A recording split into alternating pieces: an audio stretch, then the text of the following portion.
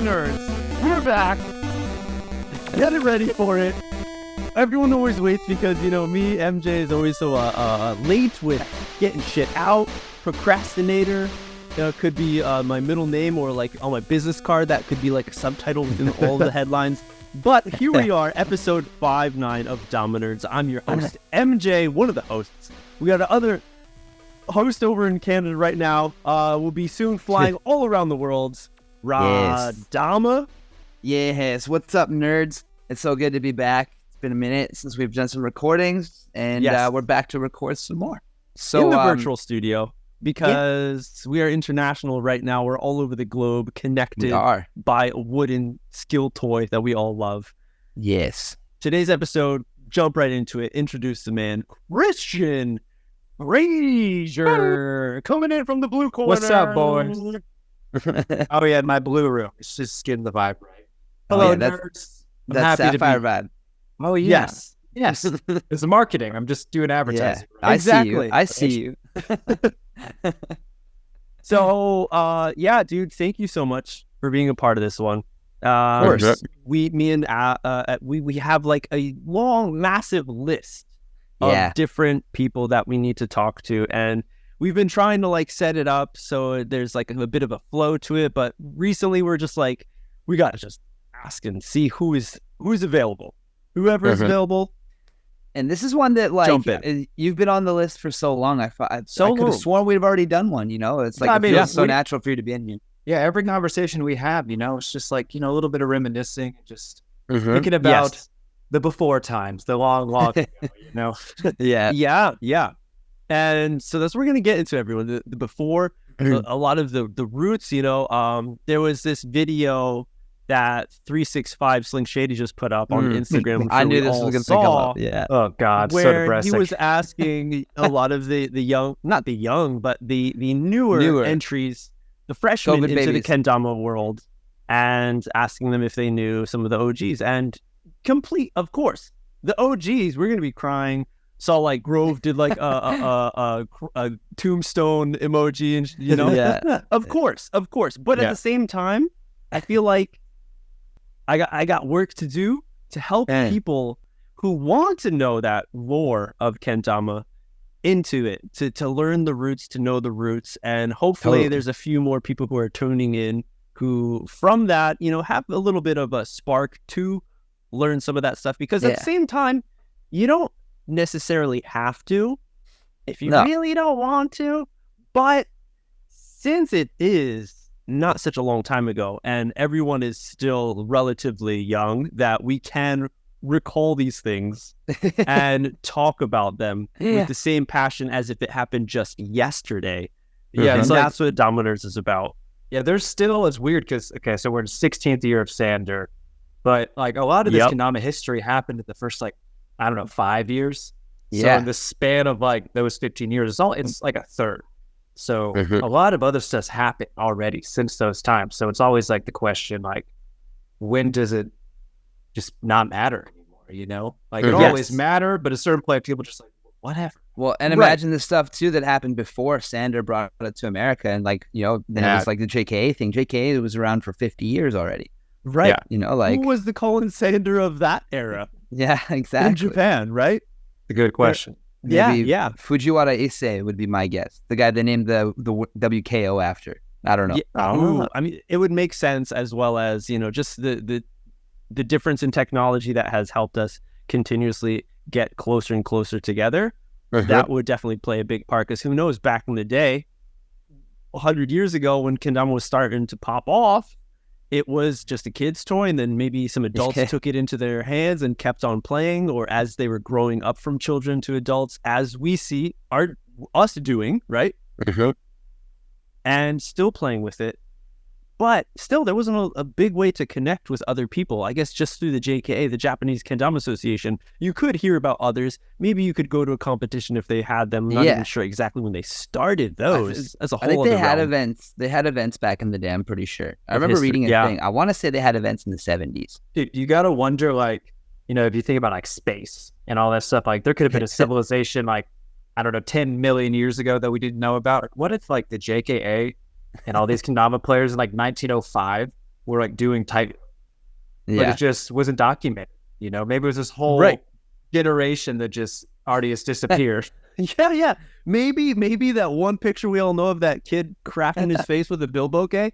Maybe that was like the trick. That was Bond. The headbutt. That was Bond. Or Wyatt, That was fun. Oh man. Well, speaking of old times and we were talking about just jumping into it. Let's jump right into it. I watched your edit 1 today, Christian. I went 1, 2, and 3. I gotta say, he went deep. I watched 1. I gotta say, the old C Fraser edits they go hard, man. There's so I just wanted to know, because in your first edit at the end you fucking break the string and you have this moment. And you're like, bah! It's so funny. The rage. But I want to know, were you upset because the string broke, or were you upset because you just didn't know how to change the string and you thought that your kendama was done forever? Yes. Dude, it's both. So that was my first kendama. It was a blue TK16. I don't even have that kendama anymore. My second kendama was a OG green Ozura, and I have that. So that's kind of like my first one. But when that broke, it's like it's over. There's no coming back from that, dude. Even like, it makes me think of a memory like 2 years later. Like, one of the first kendamas I ever got from Sweets came unstrung. And it took me like 3 hours to string it, because we didn't have stringing tools back then, and the strings were like fat and frayed, and the little shitty plastic beads, like, so that always had a little piece of plastic in them. You couldn't get the string. Yeah. Oh my gosh. So before that, there was no hope. It was done. I ended up like painting that ball because I had nothing to do with it. Like, I never strung it back up. That was it. Yeah, it was done. I mean, it's so rare to really snap a string like that, and that's interesting that you guys are talking about like how shitty the strings were and stuff, because I thought about it now. Like, me getting into kendama here in Japan, like, I've never seen the non-Japanese made kendamas from back, like, 2010 or something, right? The old Sweets and the old Kusa stuff. Exactly. I don't know how shitty that bead was or how frayed those strings really were, because I was getting that Ozura quality. Yeah. Dude, if you go to the like Sweets museum, even like a lot of my old Sweets, like some of the shapes of the spikes from these Hanrui Damas back then were like this, and we would like sell them like that. And and it's also weird, how like everyone nowadays is like, yo, beach on beach is like the most classic setup of all time, whatever, like it breaks in well. That was never a thing. It was because Hanrui, that's all they made. So it's like everyone's only option. It's not like there was beach on beach JKA kendamas. Right. We all had these, I guess, shitty Sweets and like whatever, like Sunrises. Even those were like, some of those were maple. Yeah. But it's just weird how like I don't know. I wonder where that comes from. Where everyone's like, beach is the best. When Ozuras were cherry and beach, Mugans were cherry. Yeah. TKs were birch. And it was I was just thinking that too. I mean, when did it happen? When did people find out? Did people even know overseas that Tama was a cherry blossom? I don't know. Probably not right? For a while. I mean, you always remember the OG Ozuras like the natty ones, because those just like looked. Oh, true. Yeah. Sick they had and a different, very distinct color to them. True. Well, it's like we didn't even think about it. Like when I bought my first kendama, Kendama USA, it was blue. You know, just worried about red. Color. Yeah, it's a wooden toy. I don't know what wood. It's wood. Well, it's like they didn't even advertise it. It was like red, blue, or black. I ordered a blue one, got a TK. Like 2 weeks later, my friend in high school ordered a blue one and got an Ozura. Like, I was, whatever. It was blue. It was dope. Shout out like the original Kendama USA website. That had like, it was a big Kendama USA.bigcartel or whatever. Four products, and that was it. Yeah. You don't know. It's just whatever. 3 cups. There's a Tama. So you're mentioning, okay, so your first Sweets was not strung up. Well, it wasn't my first one. It was my first hand painted one. Because the first ones were those really shitty China ones that like Sweets will like talk about, like the big stripes and the paint just fell off. Yes. The paint fell off.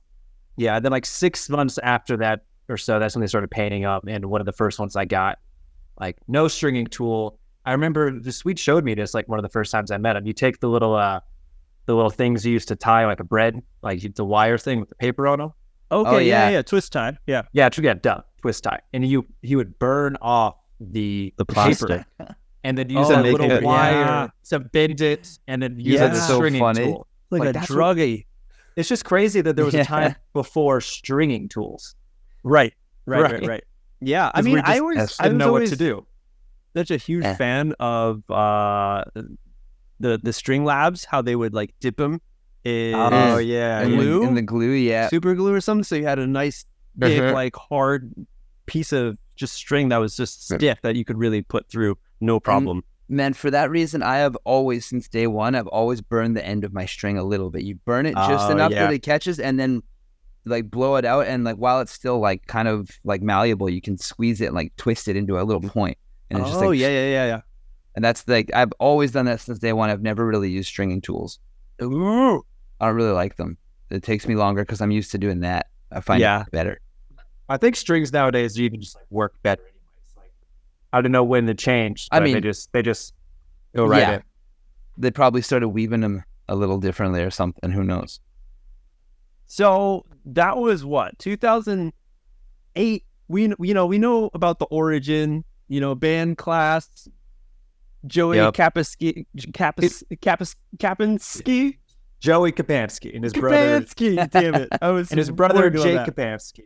Jay, the two Jay Kapinskis, 2008. You got into it, and what was the first like outside of him when you saw it like online or something?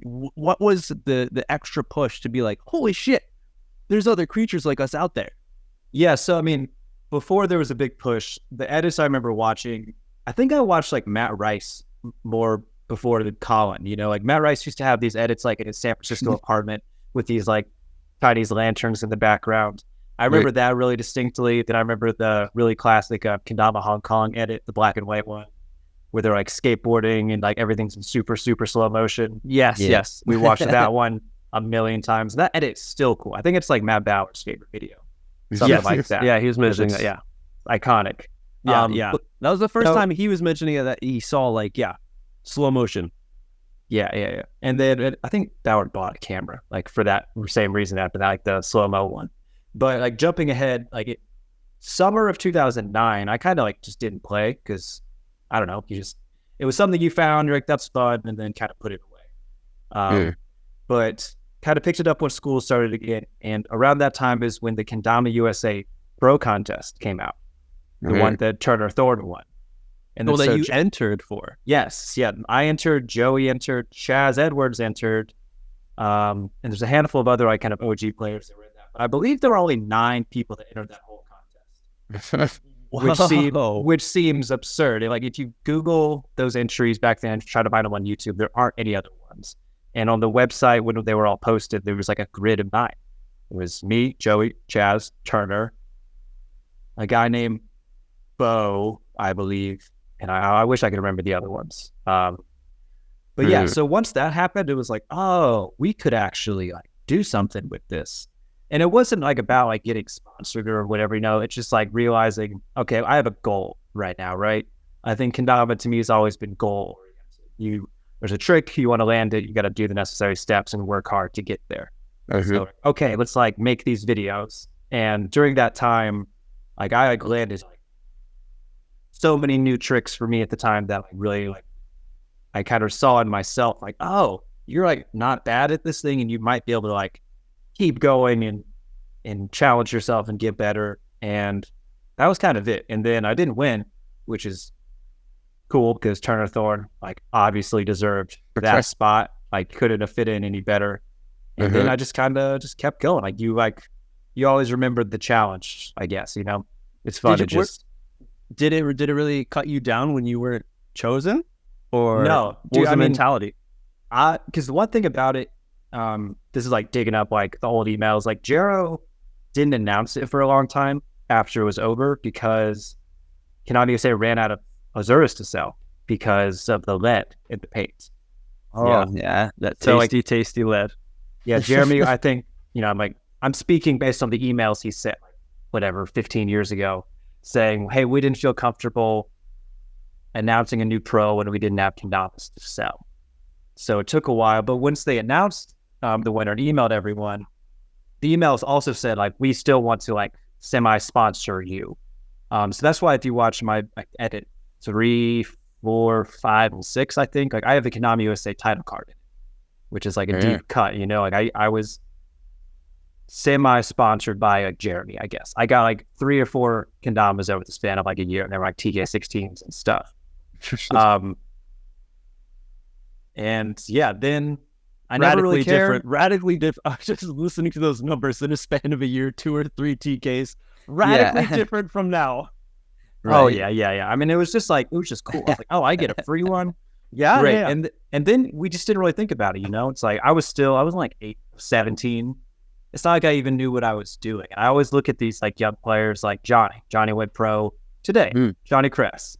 Oh, and yeah. like amazing. He's like this pro Kendama player, like 18 or 19, however old he is. Yeah.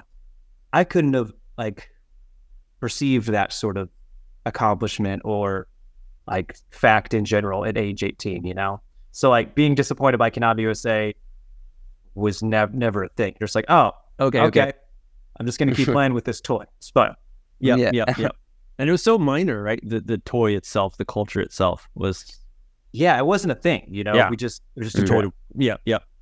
Okay. Yeah, right. With a couple videos online that you could comment on. That's about it. Yes. Yeah, because, you know, back then we would always like go to YouTube, type in Kendama, then sort by latest uploaded. And that's it. Like, that was like the Instagram feed of 2009, you know? Because, yeah. Were you uploading to Facebook too? Not really. I always remember I would spam all my Kendama edits on my Facebook status, like, hey, watch this, look at me, go. Well, so I've heard some rumors about young Christian Fraser. Oh God, I don't want to hear them because they're probably rough. Because I have enough criticisms of myself. I've only heard that you were very cocky, very proud of yourself and your skill level at the time, and up to the point where you possibly gave you enough balls to go out and say, hey, I want to be sponsored. Sweet. Here's my video. Sponsor me. Like, pretty much. Well, dude, it's funny. Like, I mean, I think I'm someone that I've built a confidence in myself over time with kendama and other things in my life. And it's helped me like learn confidence. So that's like one thing. But like the real story behind getting sponsored by Sweets is like, it's not that like dramatic. It's not that like, whoa, I'm the best. Sponsor me, Sweets. Yeah. Like the full story, it's like really simple. I was like in my architecture studio in college, like late at night. It was like my freshman year of college. And to reel back like the cocky mentality of that age, like I didn't play kendama in college in my studio because I was too shy. You know, I was scared for people to see the weird thing I did in my free time. So I was just on Facebook, and I was friends with Chaz Edwards on Facebook because I knew him through the Kendama USA thing. And then Chaz was just like a murderer back then, you know? The tricks he was doing were just ahead of everything. And he was one of a kind. Chaz Edwards, one of the greatest legends ever in kendama. So on his Facebook wall, Matt Sweets posted the website and said, hey, bro, check out the new website. And then I just kind of was creeping on Chaz's Facebook, saw that, went to the website, and there was a tab that said sponsorship. And it said, hey, if you want to be sponsored, send your video to this email. And my Kendama Edit 6 had been posted, you know, in the last month or so before that. And I just sent it to him, you know, because after like being sponsored by Kendama USA, getting free kendamas, I liked that. And Jeremy had us like, didn't do that anymore. And then in retrospect, he didn't do it because they were working on the premiere line at the time, like the first pro models, the first Kendama USA kendamas. So they just kind of fell off. And in my head, I just said, hey, I like free kendamas. I want more free kendamas. And that was it, you know? Like, there was no like aspirations for this and that, because Sweets kendamas then was, I mean, in like simple terms, not a thing. Yeah, they existed. Yeah. The original team was Chaz. Before me, there was a guy named Ben Morse, Ben Dama. Back in the day, his videos might still be on YouTube, and that was it. So I just wanted free stuff, and then I got 2 free kendamas, and then I just put his title card in my next video out. So you didn't even play at that time? Did you have a Sweets? No, dude. I'm saying Sweets had been around for like 4 months. Their kendamas, whoa, I think were on sale on the website. Okay, like all the shitty ones. Yeah. Like, yeah, it's like it wasn't a thing. Like it didn't really exist besides just Matt selling kendamas to his homies in Minneapolis. That's as far as it had gone at that point. Yeah. And then finally made a website where people from different areas of the U.S. could pick one up. Right. And that's why like I have such a love for Sweets kendamas, because I was there from that point all the way to now, and everything like Matt and his team has accomplished. It's like the coolest thing. Hold on. So are you one of the only original sponsored players that is still here? Yeah. I mean, I'm probably the only one. I mean, besides Matt, I guess, Right. Matthew. Because after that, it was like the real original pro team was Chaz, me, Wase, and Willie. And then Willem Smith Clark, if you want to count him. Oh, yep. Fun fact, anyone that knows who Willem Smith Clark is, he was on the original Sweets team. He was in Adam Kingman's iconic SBF Lemon. I was hanging out with Willie sometime in the last year, and we had Googled Willem Smith Clark. Turns out he is an architect. Whoa. So I was just like, okay, I got to holler at this dude and like see what's up and see what he's doing. And because I didn't even know if I got to talk to him back then, because he was just like 14 or something. Okay. Yeah. We grow. Yeah. The youngs grow. Okay. Yeah. So that, dude, all right, that's pretty intense. Yeah, you've been there since the beginning of Sweets, and to see how it's grown and what it is now. So what was your first Sweets kendama that you got? Was one of those shitty China ones? Yeah, Sweets just said, pick two colors, and I picked my two favorite colors that are still some of my favorite colors. One was yellow with the blue stripe, which inspired like one of my pro models, the teal and yellow one. 2017. Yes, and then the other one was white with a gold stripe, which also kind of inspired my first pro model. Yeah, because those are just like two of my favorite color combos. And it's funny because Sweets will tell you when he designed all the original kendamas and picked the colors, the white and the gold stripe was like his. He was like, this is mine. Like, if I had a pro model, it'd be this. Yeah. So popular colors. Yeah, I mean, white and gold is just sexy. Jared Porter killed it on one of his mods was white and gold. It's just nice. Yeah. And to go back, like, the Mugans, the gold one was the one.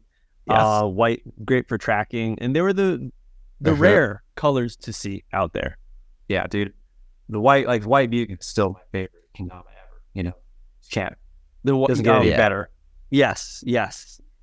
So classic. I mean, so since you've been there for a long time, you've had various amounts of pro mods. So I saw, when was it? Like, oh shit, I had it in my notes right here. When was it? 2011. I saw on your Instagram you had a picture of the white and golds, and there's 3 different variations of white and gold, but different types of patterns. And you're like, pro mod. I think it was your very first post that you have on Instagram right now. Yeah, so my very first post, so I have it on the shelf. I don't get it. Whatever. Go to Instagram, find it. Yeah. My original pro model, I wanted to be like a Shin Fuji recursive, like that design with white and gold. But the version that Sweet was able to make, there was like hand taping these stripes, which was a pain in the ass back then. And so they got like 5 or 6 stripes, and it looks really cool. But they were like, we can't dude, this. We're gonna make like maybe 20 of these tops. Right. Yeah, even that's gonna take a week. So that was one of them. And then the second version, which inspired the final version, is at Dama Fest 2011. Sour Mash was live painting there. For anyone that was there. So Dama Fest 2011, that was the first like real big event with all the pros. Like that's the first time I met Sweets, and I got to see him, and like they were selling kendamas, but Mash was painting, and I had a Tama for him, and I just said, hey, make it white and gold, and that's it. Just do your thing, because you trust him. He's an artist. So what he made was like this cool streaky pattern that was gold to white to natty on the bottom. And I was like, oh, this is sick. So then I took that and told Sweets, hey, sorry, since we can't do the stripe thing, let's do something like this. And so that's that third picture. So that's like the evolution of how the first one came to be. And mostly out of like necessity, because we couldn't. It's funny how like our designs back then were just whatever stickers they could find at like the arts and crafts shop at Michael's or whatever, stick on the ball. Yeah. I remember like the stars and shit. Yeah. The alphabet soup one. It was literally like, oh my goodness. Not good. But like that's where it started. And like we figured, oh, gold to white's easy. Just spray it twice and you're done. Seemed nice, right? Yes. It was nice. That's one, yeah. It's cool if we redid it at some point. Like in the... Yeah, you with, had like, with the V series. Yeah, it had a cushion clear on it. So it was like really good. Because that was always the intent. Because it was the frost paint. If anyone remembers the frost paint. The frost paint. I totally forgot about the frost paint. It was like the paint. I don't know how they painted it. I'm sure Matt could tell you, but they had like a real grit to it when it was done. But after you played it for 10 minutes, all that grit was gone. So it just like fell right off. Ooh, was this like dipped in chalk? This was like right before ATAC? Before a good year. It was before Asiru. Asiru was the first like I didn't know that one. Yeah, Asiru was the paint that we marketed as like indestructible. Like Sweet sent it to all of us and was like, hey, go smash this on the concrete and show everyone. That was like 20. We need to make up for the first batch of kendamas we sold. Actually, though, yeah. Yeah. This was like 2012, I think. ATAC was like 2013, I believe. Yes, the Frost was 2011. Whoa. Yeah, dude, there's all this crazy like Sweets kendamas like history that like Sweets has done a pretty good job of documenting, and it's in the museum, but like it's so choppy. Like the F3 came out in like 2015, right? Like the Focus 3. Yep. There was like 6 focuses before that. But somehow we landed on F3. I forget the math, but it checked out. So. Yeah. It's very the ones you were complicated. proud of, right? Or the ones that came out, something like that. Exactly. I remember, like, every once in a while, Sweets has like a yearly like 10 bonfire because he just has so much like B grades everywhere. Right. What did you guys see? So at Sakura Classic Chicago and Dama and the D just a couple weeks ago. Yeah. Sweets unearthed a box of like natty Kendamako Zens, like in package, 2-finger string strung up, and they painted like inverted striped Zens with cushion clear. What?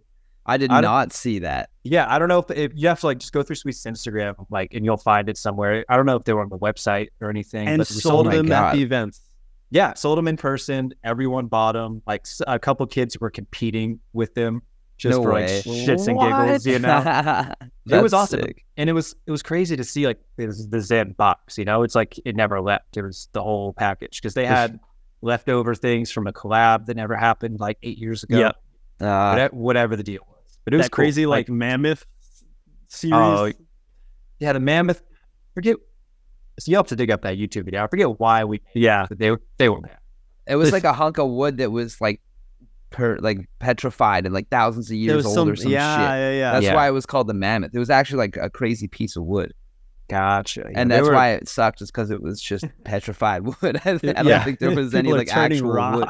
Yeah. Dude, it makes me think of another like gym from back in the day. So in 2012, like I was in Minneapolis, Hunter Bailey was in Minneapolis, Sam Merkel, Kendamako pros, and then Sam Ullman. I don't know if Lex was there, but Sam Ullman was one of the owners of Kendamako. We kept it really secret at the time. Now, this is getting Kendama politics now, at least back then. So in 2012, like Kendama USA was just in charge. They were running the game, and it was the best. We all loved it. So Sweets and Kendamako, we were like chomping at the bit to like really kind of get up there. So Sweets and Kendamako, we were making American-made kendamas like together, and we were like sampling them and like playing with them and filming for them, like way back then. And that's like another one of those things that just never came to be. It's like the pre-homegrown. Yeah. Well, didn't Kendamako have that? They had an American-made kendama. Was it called the All-American or some shit? I think so. And I think that was absolutely the worst kendama I have ever played.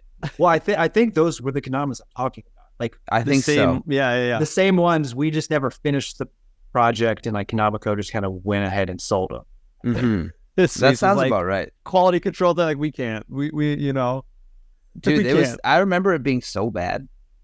I don't remember why specifically, but I just remember hating it every time I played. It lived on the wall at the Terra shop, and whenever it came up in like a rando game, I was like, "Go!" I think give me the stove. Fuck this thing. I think the cool part was they were made of American cherry. I think that was like part of the All-American brand or whatever they were doing. Specific wood, dude. So I mean, there's been so many different types of paints. I've even heard that you picked up the paint gun at the sweets shop and were painting as well? Yeah, a little bit. Like, so that same kind of era, we were like stickering kendamas and painting them.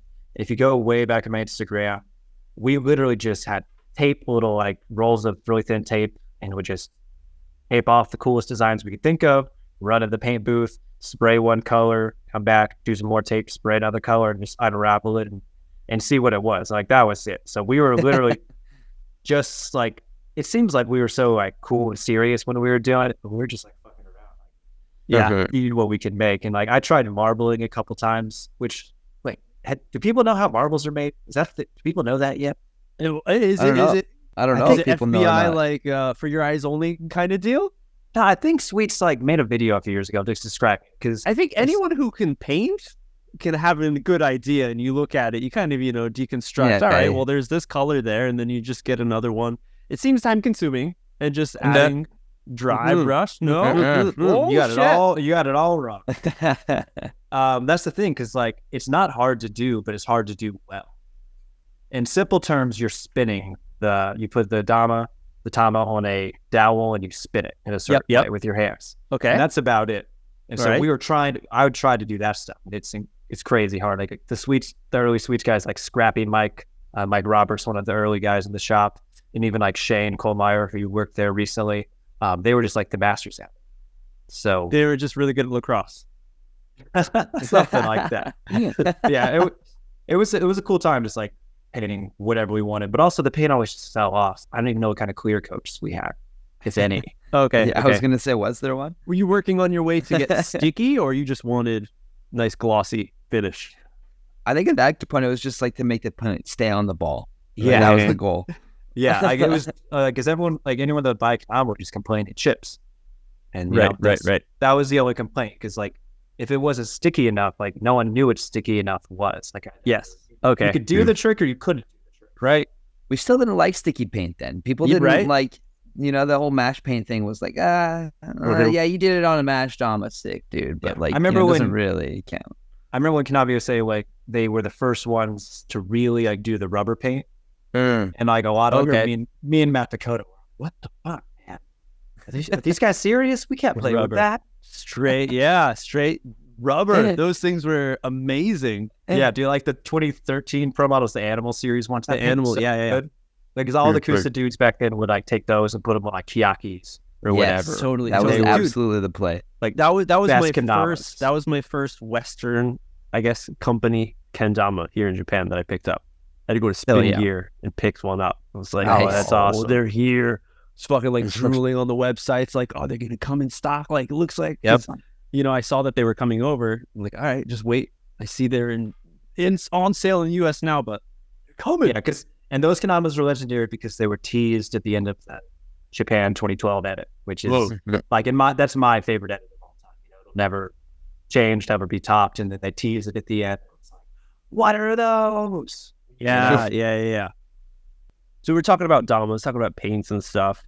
I know you're somewhat of a collector. Oh yeah. And you have actually, collected all of the, what is it? All of the Sorcerer's Stones?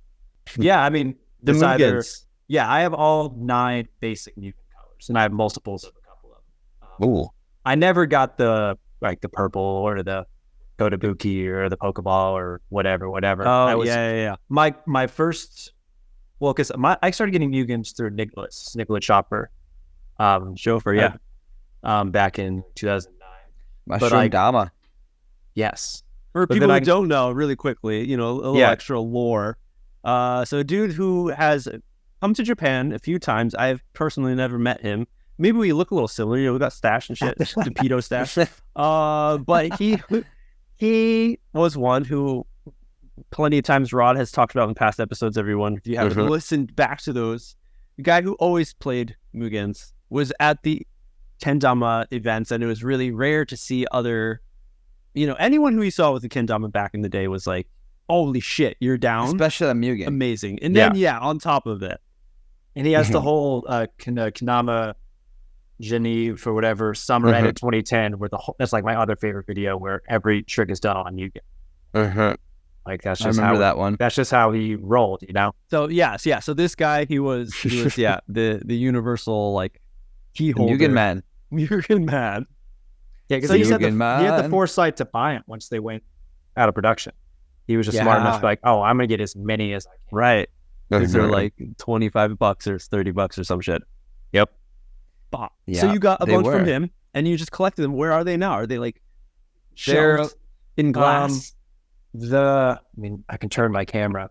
I have like a little stand with like some kendamas and somebody's like favorite sneakers on it. Yeah. You can see right here, there's 3 Mugens like in package, like brand new. But the rest of them... yes, laying down, yeah. Yeah, the rest of them are just like in boxes because I have one that's sitting out downstairs, like a beat one that I play with, but like, nice. At a certain point, like that shelf if like anyone that's been to my apartment like 8 years ago, that shelf was head to toe kendamas, like 12 kendamas per little square, and it was too much, like I've grown out of that. So like you just know that game. Yeah, it's just you can't do that anymore. I even cleaned it up the other day. I got rid of a bunch, but you can third boxes. But I always wanted to get all 9 basic colors. It took me till like 2015, I think, to get all 9. Oh damn. And then I was like done, and I was like, I'm keeping these forever. That's it. Like it's like getting like the Infinity Gauntlet, getting all the stones. Yeah, that's yeah. So then, what was the drive, the passion besides just having them? Did you want to just be able to go back home and just look at them in their glory? That's part of it, but like a lot of it is because it's easy to forget those were the best kendamas for like 5 years. Like at the second Dama Fest in 2013, like I competed with one because back then that was still like the best kendama you could play with. It was. And right when I started is when they got discontinued. Like when I started on Kendama USA's store, the gold Mugen was an option. It was just out of stock. You couldn't buy it because Jeremy was waiting to get more, but he never did. So like the allure was set instant. And then like Nicholas having them, like Colin having them in his videos, they were just the best. And like my first one I got from Nicholas, I only paid like $60 or $70. So whoa, they were like, it was a lot for like a high school kid, and like, I didn't know like what was going on buying a kendama from a dude in Switzerland. But yeah, you're like, I could get GT 104 or dude, I got a story to tell in a second about you. But like, it's just like the quality was different. They just felt great. You just had to have them. And I just collect stuff in general. It's just like, I guess part of my personality. Like I collect sneakers now. And I think I kind of peaked on that during COVID when everyone was just buying shit because we were just at home. But it's chilled out a little bit. And same with kendama. It's like, kendama's hard to keep up with now because there's so many. It's impossible. Yeah, like I only really buy like pro models. If like a homie on a team as a mod come out, that's kind of it these days. It's a little sad, but there's too many kendamas. Sorry, guys. There is too many. Yeah, with the amount of different shapes, different companies, and everyone with that mindset of we got to do something new. It's just overwhelming, and especially for the old heads who have collected since 2010. Yeah, totally. Dude, I haven't collected every definitely Muso. sick. I had every Muso up to an extent. I stopped. Whoa. I stopped at the Magic Hour ones, the red to blue fades. That was pretty deep in. Yeah, like I had like, it was all the solid, like, I got the earth blue, of course, the snow gold, the sparkling green, and then it was like the orange breeze, and the amethyst, the sakura pearl. There was like 3 or 4 other ones, like a pink one. Wait, how'd you get the earth? What did they put that on sale? I thought that was like just the... That was the or was it really limited? That was the first glow can. Yeah, Rod, if you remember, that was announced when we were in France for the EJC. We were all together for that. And like, it was like 2013. Yeah, it was July 2013. It was like the biggest moment in kendama at the time. He's back. Yo, the fucking wizard is back. We did it. The videos, all the stupid videos we made, did it. Yeah, right. And I make one of those. We're talking about Iwata, everyone. The man who made the Mugens. Okay. Yeah. And I think the Earth Blue was like the best one too. The very first one. Yeah. Like the sparkle was different because they kind of redid it later, put a fade on it. Yeah. Yeah. I say this all with the utmost respect. It's Tasman makes the most beautiful kendamas still. I bought one like one of the Hiroshima like ones a couple years ago. Oh yes. They're beautiful, dude. Like still, like the quality is unmatched. Yeah. He does cool stuff. I'm a like laminate wise and whatnot too. Yeah, I got a couple of those, like the ebony hole with the 6 dots in it. That one's crazy. Yeah. Or he has the one where around the hole there's a triangle, like inset into the Tama. Yeah, the Kayaki triangle. Yeah, that's some shit. But you don't see it on the top. One. You're like, how? Hey, I'm gonna cut it in half. I'm gonna use this platform to publicly bully Ryan Ford, aka Chewbacca, into making those kendamas. Like, Ryan, figure it out. Figure it out. You're there, right? Right, you're there every day. You can do it, right? I know you're listening. You can do it. Just Dremel out a piece of wood that's a triangle, and then cut a piece of wood into a triangle and hammer it in there. Yeah, and make it perfect. Fine. Yeah, don't forget the glue. And make it perfect. He doesn't glue it. I have a super funny little side story that has nothing to do with that, but it has to do with glue. Has to do with me and you, Christian. Has to do with the EJC 2013. Was that the first time we met in France? Or we met at Dama Fest 2013. Yeah. Were you at Battle of Seattle 2012? No, I wasn't. Okay, then I guess it was Dama Fest. Yeah, so it would have been Dama Fest. So first time we really like kicked it though was EJC in France 2013, and I remember hanging out with you, and we're hanging out with David from Sunrise, and he gave you a kendama. You got one of those maple and walnut ones. And it was all brand new, and you're like, yo, check this thing out, it's so sick. And I was like, yo, can I try it? And I like, first thing I did like a moon circle and like just slammed it to the ground and broke the can right in half. Right in half. Way. Yeah, it was so bad. I've never felt like such a fucking piece of shit in my life. I was just when we were inside too on like a fairly soft floor. And you said you slammed it, but I remember it kind of just falling, you know, it was kind of like it fell and just.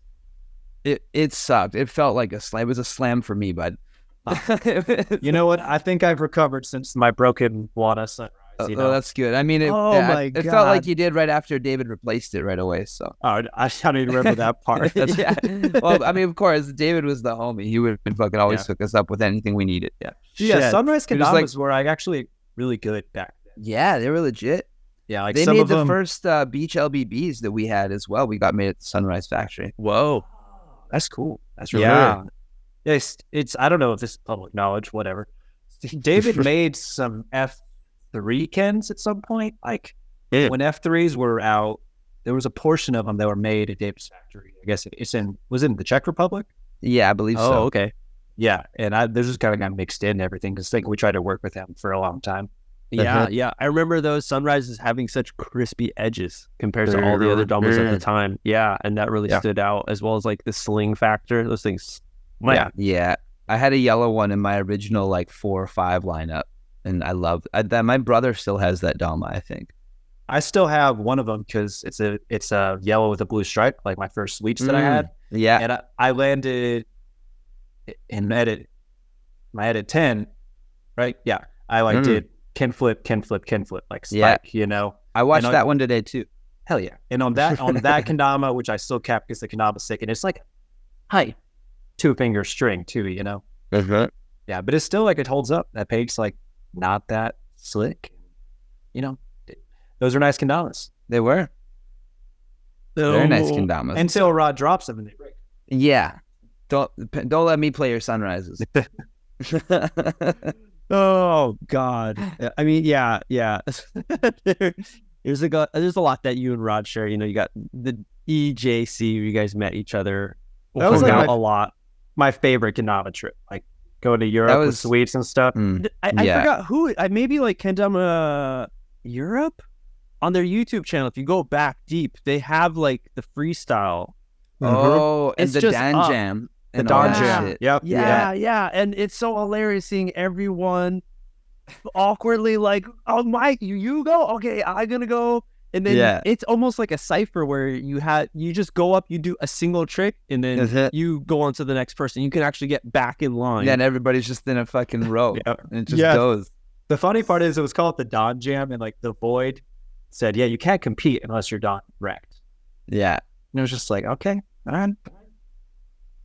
So serious back then. No, yeah, that was like freestyle kendama. Like no one did freestyle. And I'm like, Rod, you were probably one of the few that could like pull it off, you know, just like the way you play. I mean, yeah, those were always fun. I had a lot of fun in those things. Yeah. But, I mean, the essence of the freestyle was there with Rod, where everyone else, for the most part, it's like, do 2 tricks. Right. Okay. I remember a lot of like doing something to Lighthouse and then like, and then walking off stage. yeah, dude. In that video, there's a bunch of people who like would like pull up, do like 1-turn pull up lunar, and then just land it. Everyone's just like, "Oh my god!" And he's like, "Thumbs up," and walks away, takes it off, walks off. Yeah, dude. Even the cop tricks from like that year for the EKC, you didn't have to spike most. Yeah, it's hold it. Different times. But you know that let's go back over to North America. Doing the nerd homework, the spy work that I do before all of our guests come on. I see that there was a close connection with you and Willie P. God, I love that, man. He graduated with his master's today. Yeah. Shout out Willie P. There you go. Absolutely. Oh my gosh. Shout out Willie P. Willie P, someone who has been on Sweets for such a long time. One that has been on there since he was a youngin'. 14, as well as you. Yeah. So how did you guys get together? Are you both living in the same area? You're in Georgia, right? Well, I mean, we were. So I'll tell our entire backstory. And this story is going to tie into the story I was trying to tell earlier. It's a Mugen-related story. Perfect. Okay. So this is a lot. So let me try to break it down. Get your drinks, everyone. The first time kendama blew up in America, like the very first time, was in Canton, Georgia, like Woodstock, Georgia, which is like, let's say 35, 40 minutes northwest of Atlanta. So just in the suburbs, whatever. So that's really where kendama blew up for the very first time. It's the reason Dama Fest happened. It's like kind of the catalyst that kind of kicked Kendama USA into that next level with Dama Fest and the pro models and all these great things. And so Willie was one of those kids. And this was all happening and having nothing to do with me. I lived like 30 minutes away from this area. I was not connected to it at all. My first 2 years playing kendama were pretty much by myself and with my high school friends. It pops off in like 2011 thanks to a dude named Danny Mason, was an old Kendama Co. sponsored player. He was kind of the reason it got started up in Canton, Woodstock, and all the high schools and stuff. So I kind of went to that, like met these kids, made friends with these kids and started playing kendama with, like, and they were all younger than me. I was like 18 and they were all like, 13, 14, 15. I would go up to their neighborhood and play kendama. And so the little shy DC Fraser at 18 figured, how can I, hustle these kids? So I literally made flyers and hosted paid kendama lessons in their neighborhood. Yeah, I mean, I was 18, I was in college, I wanted some money. I realized I had I'm 18, I'm an adult compared to these young kids. I can teach. Right. I got those skills. I mean, hey, if you're giving good lessons, there's nothing wrong with that. Yeah, ask Willie, see what he thought of the lessons. Yeah, I would love to. Okay. But so I started doing these lessons, and like the kids that won the first Dama Fest, Sebastian and Julian, no one knows those names, but they won the first and second of the first Dama Fest. Like, those are the kids coming to the jam, and all these local kids. And Willie P came to one of them for the lessons. But Willie, smart as he is with his master's degree now, he was not paying me. He was like, "No, dude, are you stupid?" I'm like, "Fine, whatever. Just, let's hang out, So that's kind of what I started like seeing Willie P. But he was just like one of the kids at the time.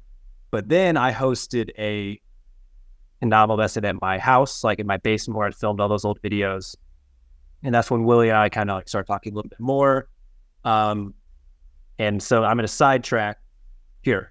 I'll sidetrack and then come back. This is the Mugen story. So then I had a brand new gold Mugen in package. And so all these kids were in my basement, like looking at my kendama. So Willie P took a picture of him holding the gold Mugen, put it on Facebook. Colin comments on the photo like, "Yo, dude, can I like DM me or whatever? I want to like buy that gold Mugen off you." And then I saw that and I'm like, "Oh, no, it's mine, dude." And then Colin messages me, and I won't get into the details, but Colin offered me at the time like a lot of money for a Mugen, like more than anyone would pay now. And it was sick. I was like, "No way, blah, blah, blah." You talked to Colin Sander. That's kind of when Colin and I started becoming friends. And I sold Colin my kendama, my gold Mugen. It's the gold Mugen that's in Mugen's house. Like, it's like one of the newer ones. Was that okay? So that was maybe he was getting them before. from Jero at Kusa, but once they stopped stalking them or making them, pretty much, he would dry, and then he had to go wherever he could get them. Yeah, well, go for that gold rush. Yeah, but that whole thing was funny because Willie posted that photo. Then we started becoming friends. I sold the kendama for a lot, and all this to say, my dad was so pissed at me when I bought a $200 gold Mugen from Nicholas. He was an 18-year-old buying a $200 toy. He was livid. Yeah, piece of wood, pretty much. Then I show the messages to my dad after Colin and I finished, and I was like, "Told you so, Dad." Got your ass, making money off all this. So, okay, whatever. It was just funny because Willie posted the photo that led to that happening. Yes. Okay, that's true. Nice. And so after that, Willie's just a local kid, but at the concession stand battle, which is the first time I met Sweets actually, in Nashville, hosted by Kendama OG, Tyler Marshall, Jake Weeds' cousin. Willie came to that. So I met Sweets for the first time, having already been on the team, and Willie met Sweets for the first time. And I knew Willie was a shredder, and I was like, Sweets, look at this kid. He's amazing. Yeah. Willie was doing stilt over valley, back over valley, over valley. He was still king from I was about to say, there was, back in the day, since there was not as many players, and especially being in the spotlight as being a sponsored, a pro, everyone had would push what they're really good at. Of course, Fraser, with you, when I first saw your stuff and met you, most of the Japanese community were fast hand master, right? That's what it was. And Willie P, see him, dude. Stilts. Yeah. There was that video of him, I don't even know how many years ago it is now. It's got to be fucking 8 years ago, and he does a stilt tray on stage first try in front of a huge school of kids, and 1,000 kids just start screaming. It's so sick. Yeah, that was it was in Wenatchee for one of their movie premieres or their events or something. Yeah. Right. Yeah, I mean, he was just the best from the beginning, and that's why he got on the team. We went to hang out at the hotel afterwards that night, and I was 18, Sweet was 22, so we were drinking, smoking, what were you doing? And Willie came as a 14-year-old and was hanging out and vibing with us, and so it was clear from the beginning that Willie was a good dude and a mature soul, and just a nice guy and all these things. So then we just started hanging out more in Georgia. We could go hang out and film and stuff, and then eventually he grew up enough and went to Stanford, went up to school in California for all that time. And then since then, I saw kendama trips, and then he would come back to Georgia every now and then. Sometimes let me know, sometimes not, because he just so his home base is Georgia. Yeah, it's Georgia. Yes, Canton, Georgia, where kendama blew up, that whole area just north of Atlanta. But now he's in Willie's in New Orleans. He just graduated from Tulane. Willie P is a Spanish teacher. Yes, Louisiana right now. That's his job and everything. Awesome. So we miss him very much. He's the man. Nice. That's because when I scrolling through and seeing different pictures, videos, seemed like you guys were close. We're just always hanging out with each other. Yeah, dude. Willie P and I crashed a car together. We whoa. All right, grab your drinks again. Let's go into that. Tell me there was a kendama involved. There was a video camera. You're tell me there wasn't a kendama involved. Yeah. So this is a horrible story because I was 19 and Willie was 15. We spent a whole week in Winston-Salem, North Carolina. Not a great city. Sorry if you're from there. It kind of sucks. Whatever. But it was the IJA was there that year. So Sweets and I and Willie and Mikey Barretto went to sell kendamas and do all that. That was the Sweets Summer Special 2012. If anyone's seen that edit. Super good old Sweets video. But we played kendama, partied for a week, did whatever. The day we left, it was me and Willie drove. It's a 4 or 5 hour drive.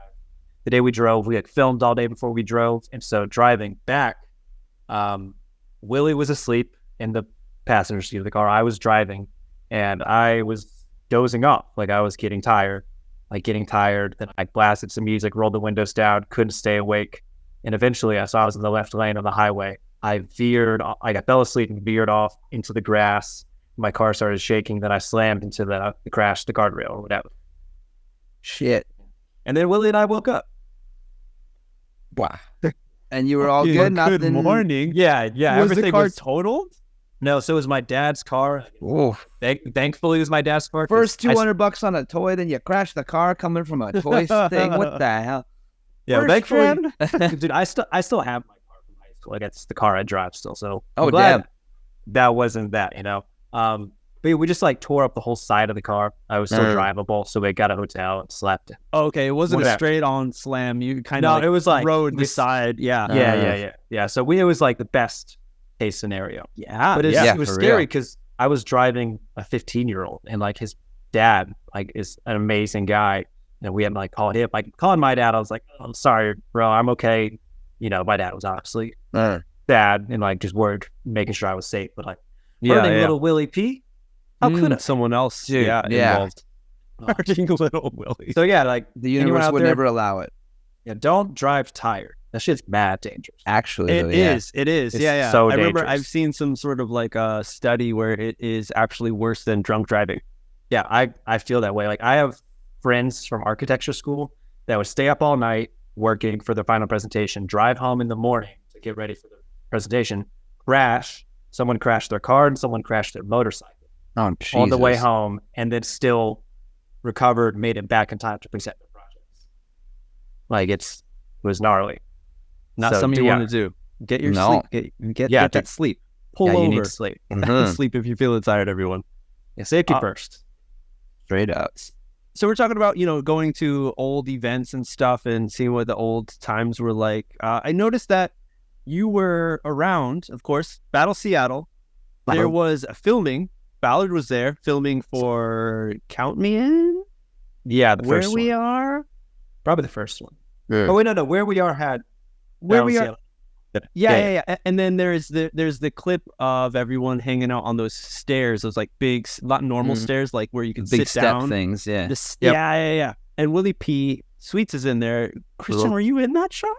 I wasn't in the shot, but I was like filming off to the side, because if you watch my edit 9, me and Willie and Sweets filmed on those same stairs. Yeah. What happened? Were you like going to take a piss and there was a lot of us there, it wasn't like just like the camera guy, then me off in the corner like I gotta get my trip. Weird. I don't know, we were just hanging out and they were just doing their thing. Gotcha. How did that feel at that time? Like, because you had no idea what that's gonna become. Again, dude, Battle Seattle 2012 was, I think, another like really iconic event. Like, that's when the Gallaghers first showed up. That's when like Ross to Sour Mashes were starting to become a thing, and just that whole group of people, like with the Roots tour and the WKT guys, and like Sweets, we were starting to make some cool stuff. Like there was just like this like storm brewing. You can tell, like I met Max Norcross first time that weekend. I met Chaz that weekend. Like Gus Carson's. Like that was the first like big kendama event in a way, where it wasn't like Dama Fest, where it was kind of like this event. Battle Seattle was like this like massive jam in a way, and like everyone is coming together and getting to experience kind of whatever kendama was then. Yeah, connecting to these people that you've seen online. Yeah, and even just like back then, I still like will fanboy a little bit over like like when I see Zach York.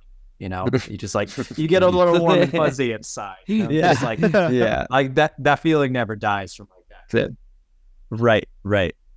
Oh my gosh. And those things were totally different. All of those events back in the day, before we were recording, we kind of touched upon it. Example, like 2014, first Kendama World Cup. That was, I'm not sure for you guys, I'm sure it was a big thing, but me living in Japan, being, I don't know how many years into playing kendama already, because I'm bad with math. I started to like 2008. And it was when the community was finally like connecting with the overseas community, right? Gloken was huge. We got Mugen Musos. The Kendama USA came over with some of the Kramis, Sweets. I think it was just Sweets at the time. Not many players were coming. And this was before Kendama World Cup. Talking about like different events, like smaller ones that people were coming over. So there was connections there. And I went out to Kendama World Cup 2014, the first one ever down in Hiroshima, Hatsukaichi.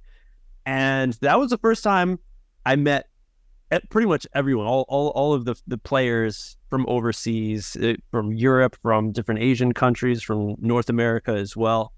And it was like, it was, you can't describe the energy of that event, because I feel like special. It was the very first time that people from around the fucking world, everyone, got together for this ball cup.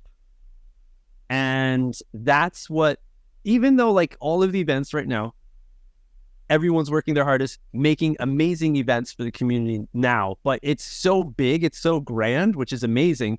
But at the very beginning, when it's this tiny little ember and the energy comes together for that first one, it just makes it stand out to be like something to be written in the fucking Bible of kendama. Dude, it was amazing. Like, it's just, especially like after so many of us, like Rod, you'd been before, like once or twice at least. How did you feel? Like, what was your first World Cup experience like compared to like the Glow-King Cup and the things before that? It was different. It was the evolution, you know. It was the same format as the Glow-King Cup, which was the year before that in 2013, right. And kind of and that was the first time they had used that format, was at the Glow-King Cup. So, but like I met Tomotsu in 2012 at the WKO, that Fujiwara Issei Cup that I was talking about, right. And he had just left the JKA, and he was there with a little binder that said Global Kendama's Network on it. And he was super clean cut, barely spoke any English, you know, and it's just like, I am Tomotsu Kubota desu, like fucking Global Kendama Network. And then like he was talking about wanting to do something like a World Cup, but like outside of the JKA and like involving people around the world. And then bringing that energy into like the Glow-King Cup and having a bunch of us from like, you know, the Chromies were there from Denmark. There was a bunch of us from Canada, from America, and all in Japan to compete for kendama. And that turned out to be what the World Cup was. So it was like just this evolution with those 3 years where I was there 12, 13, and 14. And every year was just like a bigger step into like larger, like you were saying, like more grandiose, like just this, right. Everything was growing like hugely, you know, and you could just see it. And it's crazy how much it grew. And even if you look back, the 2014 Cup was like, so like kind of like unorganized and like kind of just like sporadic throughout the competition and stuff, but it was still just like we were there, just like, this is the coolest thing that's ever happened. Because when I saw the Kusa Japan 2012 edit, it made Japan real to me, because I'd met Colin, met all these people, and then all of a sudden they're in Japan. And you're like, I know that guy. He's doing the thing I like to do in the place I want to go. So then when we all got to get there in 2014, it's just like, I think it just changes your life kind of like instant. You just see the world differently. You get to like just experience something totally brand new, and just cannot. And the first World Cup was special. Absolutely. And I would say that that's like what traveling does in general, you know, just like getting out and seeing another culture and being put in like out of your comfort zone. You don't really understand the little idiosyncrasies and whatever, and you're just kind of like, huh. Other Dude, people, you know? I took my fiance to Lily. Hi, Lily. We went to Colombia, South America early this year. That was her first time out of the country. Oh, shit. So I was like watching it all through her eyes, and she was just like, what is going on? This is crazy. I need to learn how to speak Spanish. Right. This is a lot. And it's like, I was like, no, it's all good. Just go with it. But you forget how hard it can be. But we were just, that's why kendama was so great. Wherever we went, totally. And that's what I was going to say, is that kendama is just such a key that opens these doors so easily, you know, and it's like, it gives people especially incentive. In Japan.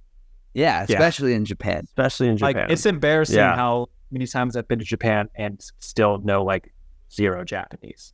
Because like we didn't need to, because I was always with like Koda, or even the last time I was there, I was with like Nick Gallagher. He's Japanese is really good now. So like, yeah, exactly. Whoops. So the situation that you found yourself in, that environment, keeps you pretty much from, you know, pushing to try to learn and do stuff. You're so busy. All the Kendama World Cups, you know, if you're on that bus program, and it's so much stuff, it's a tour package. You're in and out pretty much.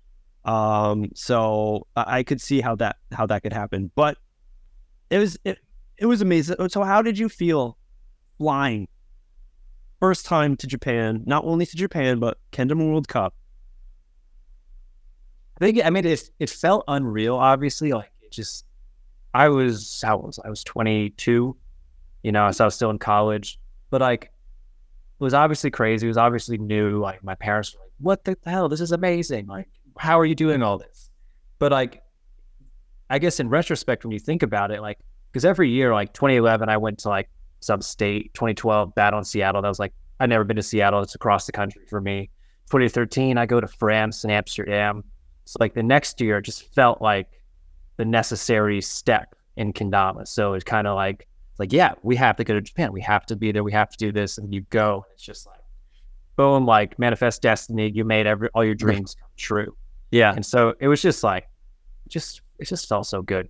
Especially being there with Sweets and the whole Sweets team and like kind of growing together and getting to that point. Because like, Sweets was once selling marbles on a table at Dama Fest, and then we were as a team in Japan, and then so on and so forth. Right. You also released the 2014 mods at that time. Massive team. Yes. Massive pro team at that. Yeah, I mean, if you look at it now as well, yeah. Sweets still has a massive monopoly over the kendama players. Yeah, because then we had players, 6 pros and 2 legends, because that's when we got Royce and Jeffrey Van Reven on the team. Huge. They were never really sponsored. Like Alex, they were sponsored by Sunrise a little bit. Jeffrey was sponsored by Kendama CN, like KCN. Yeah, battle. Yeah, dude. Oh yeah. Let's talk about how important the Rasta battle is. Oh, one of my favorite kendamas of all time. You're talking about your like White Mugen. Rasta battle is mine. It's like, dude, it was one of the first striped kendamas, the first Rasta, obviously, and that led to like Mash doing his Rasta and all the other iterations. And like the paint was actually pretty good. The shape was really nice and unique. Battles were where it was at. I still have, I think, 4 or 5 of that Rasta battle. Hell yeah! I mean, this is the best. But so we got Alex and Jeffrey on the Legend team, then we have the Sweets team, and those pro models, all the solid ones with the sparkly colors. Yep. They popped off because pro clear. Yeah, satin string. That's the year that Kendama was really popular in Hawaii. So I think that's the year like the Sweets team went to Hawaii, and like Max and Sweets went like 5 or 6 other times. But it turns out pro clear and like insanely humid weather like Hawaii and Japan, it gets so sticky. Yes. Like we were surprised like in Minnesota and Atlanta, it's humid, but not like that. So we're like, it's pretty sticky. They're nice. I can do like a double winter flip. Yeah. But over there you would stick it to the eclipse flip. Yeah. It was crazy. Yeah. I hold on to those. I think I had one of each of those still new of all the pros. Nice. Yeah. Because I was like obsessed with like collecting Sweets back then too, like trying to document the history. But if I did that now, no way. Does Sweets even do that now? Does he still have one of everyone? I think he does because he went long enough without doing it. He has to now, yeah. Yeah, and he got really bummed. Like I know like there's some like secret stashes. Like Matt Olson has like some of the older stuff that like, Sweets doesn't even have still. Yeah. Nice. There's just so much. There's so much. And yeah, you guys came with the jerseys and stuff. The team was huge. It was so you can watch the edits from that year and always find a Sweets player because we were just glowing and green. In the green. Dude, with that bright sun, just like So not only was it an amazing event because it was the first one, everyone could meet each other and stuff and figure out who's going to be the best crowned king, but you came out with a huge W, Christian. Freestyle. First freestyle styled, I guess, competition that happened in Japan. Well, not for outside of JKA, of course. That was done, I felt almost like on the spot. I'm not sure of how much they really talked about it. It came up almost like a cipher. It was kind of like, all right. Yeah. Let me tell you my perspective because it literally came out of nowhere. So this is day 2 of the World Cup. I did not make the finals. So me and Max and I didn't make the finals because Max and I were really like practicing together and really just setting all these goals. And we did make it. We're both a little disappointed, whatever. So we just started drinking that day, as you do. Day 2 of World Cup. And so, just drinking, hanging out, playing Dama like we're always doing, watching all the competitors. And then at some point I have a line for So we're like, oh, I guess there's like a freestyle thing on the stage. And so we're just drinking, hanging out. I thought there was like an intermission and we were just killing time, you know? So we all go one by one. I get up there and I can just describe the story now because I said it right when I got off stage to, I don't know, Rod, it might have been you. I swear like I talked to you around this time. Yeah. But I got off stage and the crowd had cheered a lot and it might have been you, were like, yeah, what you do up there? And I said, well, I threw a lightning drop and then kind of blacked out for a minute. And then there was a trade spike at the end. And that was it. Because that's like kind of the tricks I did back then. We only had 30 seconds each on that stage. Yeah, that's true. And I think I did a 30-second spacewalk line and just kind of nailed it. Got the swap spike at the end. Hell and then so go off stage, hung out more, drank more. And then like 20, 30 minutes later, I hear my name being called. I won. And I didn't know what I had won because I didn't know there was anything to win. I thought we were just killing time. And then right. Because to put into context, everyone, that time, like especially if you were a sponsored player coming from overseas, there were a few situations or a few times where, like on the stage, there'd be like announcements to be like, okay, kind of like introduction of team members and stuff, and there was a little like, oh, hey, show off. Do some tricks. Oh, it's still happened every once in a while. We did too. We did that the whole trip too. Like the whole first World Cup, we went from spot to spot to spot, like performing team by team. So it was just like built into the weekend. Yeah, we're totally. And I remember if you're going to an event, you know you're going to have to at some point like perform. Yes. Yeah, because we got to perform on the sacred stage that year too. So we were just like, well, that was a whole nother thing. That's the whole thing. Oh, that was yes, the sacred stage. Oh my gosh, which no Kendama player will ever step on again. Yeah, I think that was the next year, 2015, actually. But yeah, it's just so that all of you nerds know why we're shuddering and shit. We have to tell you now. Yes, it was Cup, a thing. Hatsukaiichi. There is a very famous shrine that is out there, Miyajima Island, and it is like probably World Heritage. I think World Heritage now. It is. So very important monument for Japan, especially for the people living in Hiroshima. And there was a connection because of how close Hatsukaiichi actually is with Miyajima Island. They're like, okay, yeah, there's an event happening. Kendama, I don't know who made the, probably Tamotsu. It was for sure nice Tamotsu, talk, clean cut, nice talk, Tamotsu. Women got the connection happening to where, okay, we're all going to get blessed before the event. I was not there. It was the day before. Yeah, you guys were there dressed up in your nice button up guys. You had to have a collar. Had to have a button up shirt. I didn't have one, so I wore Tamotsu. I borrowed one as well. Wait, Tamotsu gave you a shirt? He had some extra shirts. Yeah, nice. He was prepped. I did have one. The first couple of years, Zawa never trusted me to bring one, me or Eric, so he fucking made ones for us. I still have it. Mine has an R on the back, and Eric had an E on the back. That's and awesome. all three of us had matching outfits. Keep track of like your kids, put your names on it. Me and the Sulab crew were driving at that time because that was Friday and Saturday, Sunday was the event. So not only were the kendama players blessed before going on stage or for the next day for the whole event for the World Cup, there was a performance section. And you were able to go onto this sacred stage. There's video of it. Which normally nobody's allowed to touch or step foot on. It's like the God's area. It's sacred. Actual sacred, not...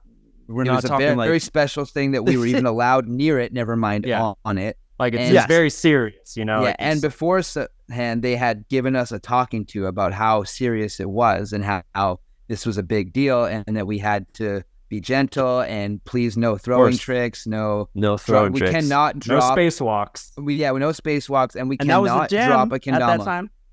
That was the jam. It's like for me, what is my kendama performance going to be like without a spacewalk? Around the world, especially back then. Hey, dude, I had to look myself in the mirror that day and say, Christian, do you know any other tricks? Yeah, right? I should have done that, but I didn't. So there was that time, you were able to there was go on stage, have a performance. A lot of us couldn't control our spacewalking urges. The gravity felt a little light on that stage, so there was some space being walked on, and someone didn't land it and dropped the kendama and hit the stage. And It was not good. Yeah. Was there more than one? I think there was. I think there was more than one. Yeah. So once the drop happened, the first one. Yeah, I remember when the drop happened. Because I wasn't there, guys. You gotta describe it. Was like dead. It was like, there was a stop in time. I believe there was a rip within the space-time continuum where the Japanese gods considering axing all of us, I think, and just cutting kendama out of the universe altogether. The whole place was just about to. For some reason, they felt graceful enough to give us a second chance. Not at the stage, but just at life.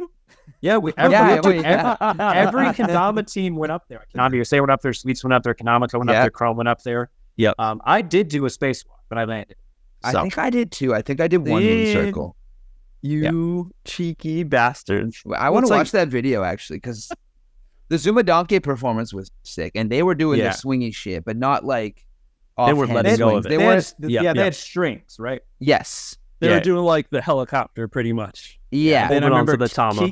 Keith and Dave were on the sides as their like assistants. Yeah, I remember that to catch it. That's right. Yes. I forgot about that. Yeah, that's how sacred it was. They needed ball boys. Slash Ken boys. Yeah, and there's footage that like I know the Switch 2014 Japan edit there. I'm sure they cannot say it's there. Go check it out because it's like you'll see it. It's a stage and we're all up there. We all do little tricks and have these little moments. Like everyone's trying to compose himself. Yeah. As much as possible. And in retrospect, you kind of like look back to like, why? Why was that necessary? It was like kind of just a really bad idea. Well, yeah. Tamotsu had faith. I thought it was a good idea. We're animals. We can't be stopped. You can't just let us. I think. Yeah. Can't just and we were let all us like onto God's territory like that and expect. We're all 10 years younger than we are now. Too. Exactly. So we just did first time in Japan for a World Cup. This thing that you've been like goo goo gaga over for however many years is now like turned into this a stage rocket for you. Ship of of energy. I feel like we didn't know how lucky we were to be doing all that stuff. Like I look back now, like there's a quote from like The Office where like dude says like you wish you knew like the good years or whatever before they're already gone. Some dumb shit like that. But like, we just didn't know because those were just way the coolest things. Like all like the opportunities we got to have during those years, traveling every summer, doing this and that was just unbelievable. It's huge. Yeah, and now it's like we do it when we can. It's like when we can. It's like life, all those things. Yep. There's a certain window that you have and take those opportunities when you can, and you guys definitely did. And that's what really, again, made that birthing shots of kendama in those early years, like really, really like leave its mark. And we all did it together. Everyone on that first World Cup had never did it before, besides like Swedes, Jake, Rod, Eric, like a handful, but most people were just wide-eyed. Yeah. And even like the first time it's over, the second time is even better in a way because you kind of like are a little more comfortable and you get to start doing more things and like trying more of the things you didn't do the last time. It's just the best. Go to Japan, everyone. This is a PSA. Save your money. Pick a World Cup. Pick a cash and flow. Bring your friends. Just go. It'll change your life. Go have some fun. If you have the extra time, extra cash, I definitely advise to stay longer or go early as well to see what it's like. Because like we were mentioning before, once you're in the World Cup, it is amazing, but it also goes by so quickly and you're kind of stuck into the kendama world bubble, which is cool. Planet Kendama.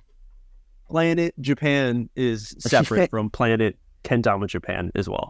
And like you bring your friends too, like Lyndon one year, one of his good friends, I forget his name, unfortunately. But he like wasn't a really kendama player. He played a little bit, but he was not a kendama player. Hey, was the Lyndon. He's like, well, you're going to Japan. If I go, I'll just get to do all cool shit you get to do. Dude, I remember that dude. And what the fuck was his name? He rapped at the street party. We had that rap cipher going on the stage for a bit, and he was sick with it. He was into it. That's awesome. Was it Brad? Is it Brad? I don't know. I don't want to just start throwing names out there. Lyndon's friend. Yeah. Sorry, bud. Okay, so amazing. Go to Japan. Do you have any stories you would like to unearth of of that first Japan of like, you know, the first Japan. Was that the year of the channel? No, channel was 2015. Oh my God. Max told that story. Right? He did tell the story, but he didn't tell, you know, he told it from his side. Yeah. You were sitting next to him, was it? Yeah. So, you know, we shuttled like both the first 2 years of Japan because it was fun. The first time for sure, 2014, because we were just so excited to be there. The second time, I think some people were bowing out. Like, bad idea. Yeah. We gotta explain really quick what a channel is, though, for the nerds listening. Because a channel, basically, we're on the tour bus driving for 5 hours plus to Hiroshima from Osaka. Long drive. We all went to the convenience store and bought the tall cans of strong Chuhai, as you do, just because you go to get fucking strong. drunk. 9% alcohol. 9% alcohol. Tastes like juice. It's dangerous as shit. It's a cocktail. And the channel was, you go through the channel and you go through the tunnel and you chug the whole time when you're in the tunnel. And there's a lot of mountains, a lot of tunnels. Some of them are pretty big. All right, everyone. There's big cans, like something like 70% of Japan is mountainous region, volcanic region. So there's a lot of tunnels. It's a gnarly game. But anyways, yeah. So on the way back to Osaka in 2015, Max and I sat together, and Max and Willie actually were like, you know, ready to rock. Like, there's a certain vibe going down there when you're really excited. Like, drinking is like fun to get the vibe going. Going back's a little different because most people are just tired, kind of trying to rest for whatever's next. Gross, yeah. Yeah, and that's like cool. But I was doing it for a little bit. Like, I was like ready to roll, hanging out with Max. You have to, you know, Max just gives off that was party energy. So I was with it for a while, but then I just gave up quickly because you just had a certain point. Sometimes you like the drinks don't hit like you want them, so you get tired, go to sleep. But Max and Willie kept going, and despite everybody else's wishes. Yeah, exactly. So demands. Max just kept drinking and kept drinking. Then I think we stopped at like one of the pit stops or whatever, and he got like more drinks and comes back. Him and Willie, and all I know is at a certain point, I turn over and I see Max's dick because he's peeing in a bottle because he just had to, because we were stopping. He had to pee in a bottle, and at that point, I said, "Oh, this might be a problem." And then I think Max told the story in a similar way. It's like at that point, that's when he like was drunk and put the bottle cap on the bottle and like threw the bottle towards the back of the bus. And you know, you don't throw a bottle of warm piss at your friends. Oh my gosh! Or at least he put the lid on. Yeah, thank God. Could have been worse. And then, you know, like quickly that just led to, I have photos on my phone of this because I was like sitting next to Max, like head in a bag, just like puking his brains out. You know, my favorite photo is of Willie P. Sorry to interject, but when he's passed out and someone put the Zawa glasses on him and he's sitting straight up, dude, with the Zawa glasses on, and there's a kendama in his hand balanced in a lunar. I was trying to find it because I have it somewhere on my phone. That was a good one. Yeah, the channels. So, what did the Arsenal World Cup were legendary? Were some of those bus rides, you know, because you were just so excited and the energy was crazy, and I guess that's not a thing anymore, right? There's no tour bus this year. There will not be one. Gotcha. Oh, okay. From what I've heard, yeah. You got to find your own way there. Or ride with the Gloken homies. The Zawa bus is probably still going. Woof. Careful there. Dude, that's amazing stories. Let's stick within that era and go to another place that is still very, you know, far west of the U.S. In between, sandwiched with Japan, Hawaii. You were there for Hawaii. Yes, one of the events. Yeah, one of the events, but still, it was. Tell everyone, what was it like going to Hawaii at that time when it was popping off? Yeah, Hawaii was like, you know, the next to like Georgia blew up, then it was like California, like Sacramento, San Francisco, wherever it was, and Hawaii was the next big one. And like the Sweets videos don't do it justice because the event we hosted was really big, but like to get the scope of what happened, either you have to watch the Kendama USA videos from that time. Like the Hawaii, like they shut down malls with like, Jake and Dave walking around. Yeah, in that mall. I remember that one doing the signing for hours. Like 1,000 kids, like literally 1,000 kids playing kendama. So when we were there, we had a lot of fun. We filmed it like a video and hosted it a competition. Like Bryson Lee won that whole thing, of course, because he was winning every competition in Hawaii. But like just being in Hawaii, that's what I'm saying. Like when we kind of built up to Japan, because Hawaii was that same year. Yes, it was that same year. It was that same summer. So it was just like this like progression towards this like ultimate Japanese like going to Japan goal. But it was insane. Like one of the most beautiful places in the world with your teammates, playing kendama, filming a video. Like the Chrome guys were there. That's like it was Philip, Torquil, and Matthias were all three there. Yeah, and we just got to vibe and play kendama in like the most beautiful place. Like it's just hard to describe because you just have to like be in that moment, and it's hard to remember it. It's like besides watching the videos, it was just beautiful. It just makes you appreciate kendama so much. As silly as it all is, like got to go to Hawaii and do that. Was that when you met Johnny Kress? No, I don't think Johnny started. Maybe he did. I don't know. But I had not met Johnny until MKO 2014. So maybe Johnny was a part of that. And then maybe I bet Sweets and Max met up like at all the events they went to in Hawaii. Yeah. They did a bunch of them. So I met Johnny and his mom at MKO 2014. He was like 11, 10. He's like 19 now. So that was like, yeah, he was like 10 years old.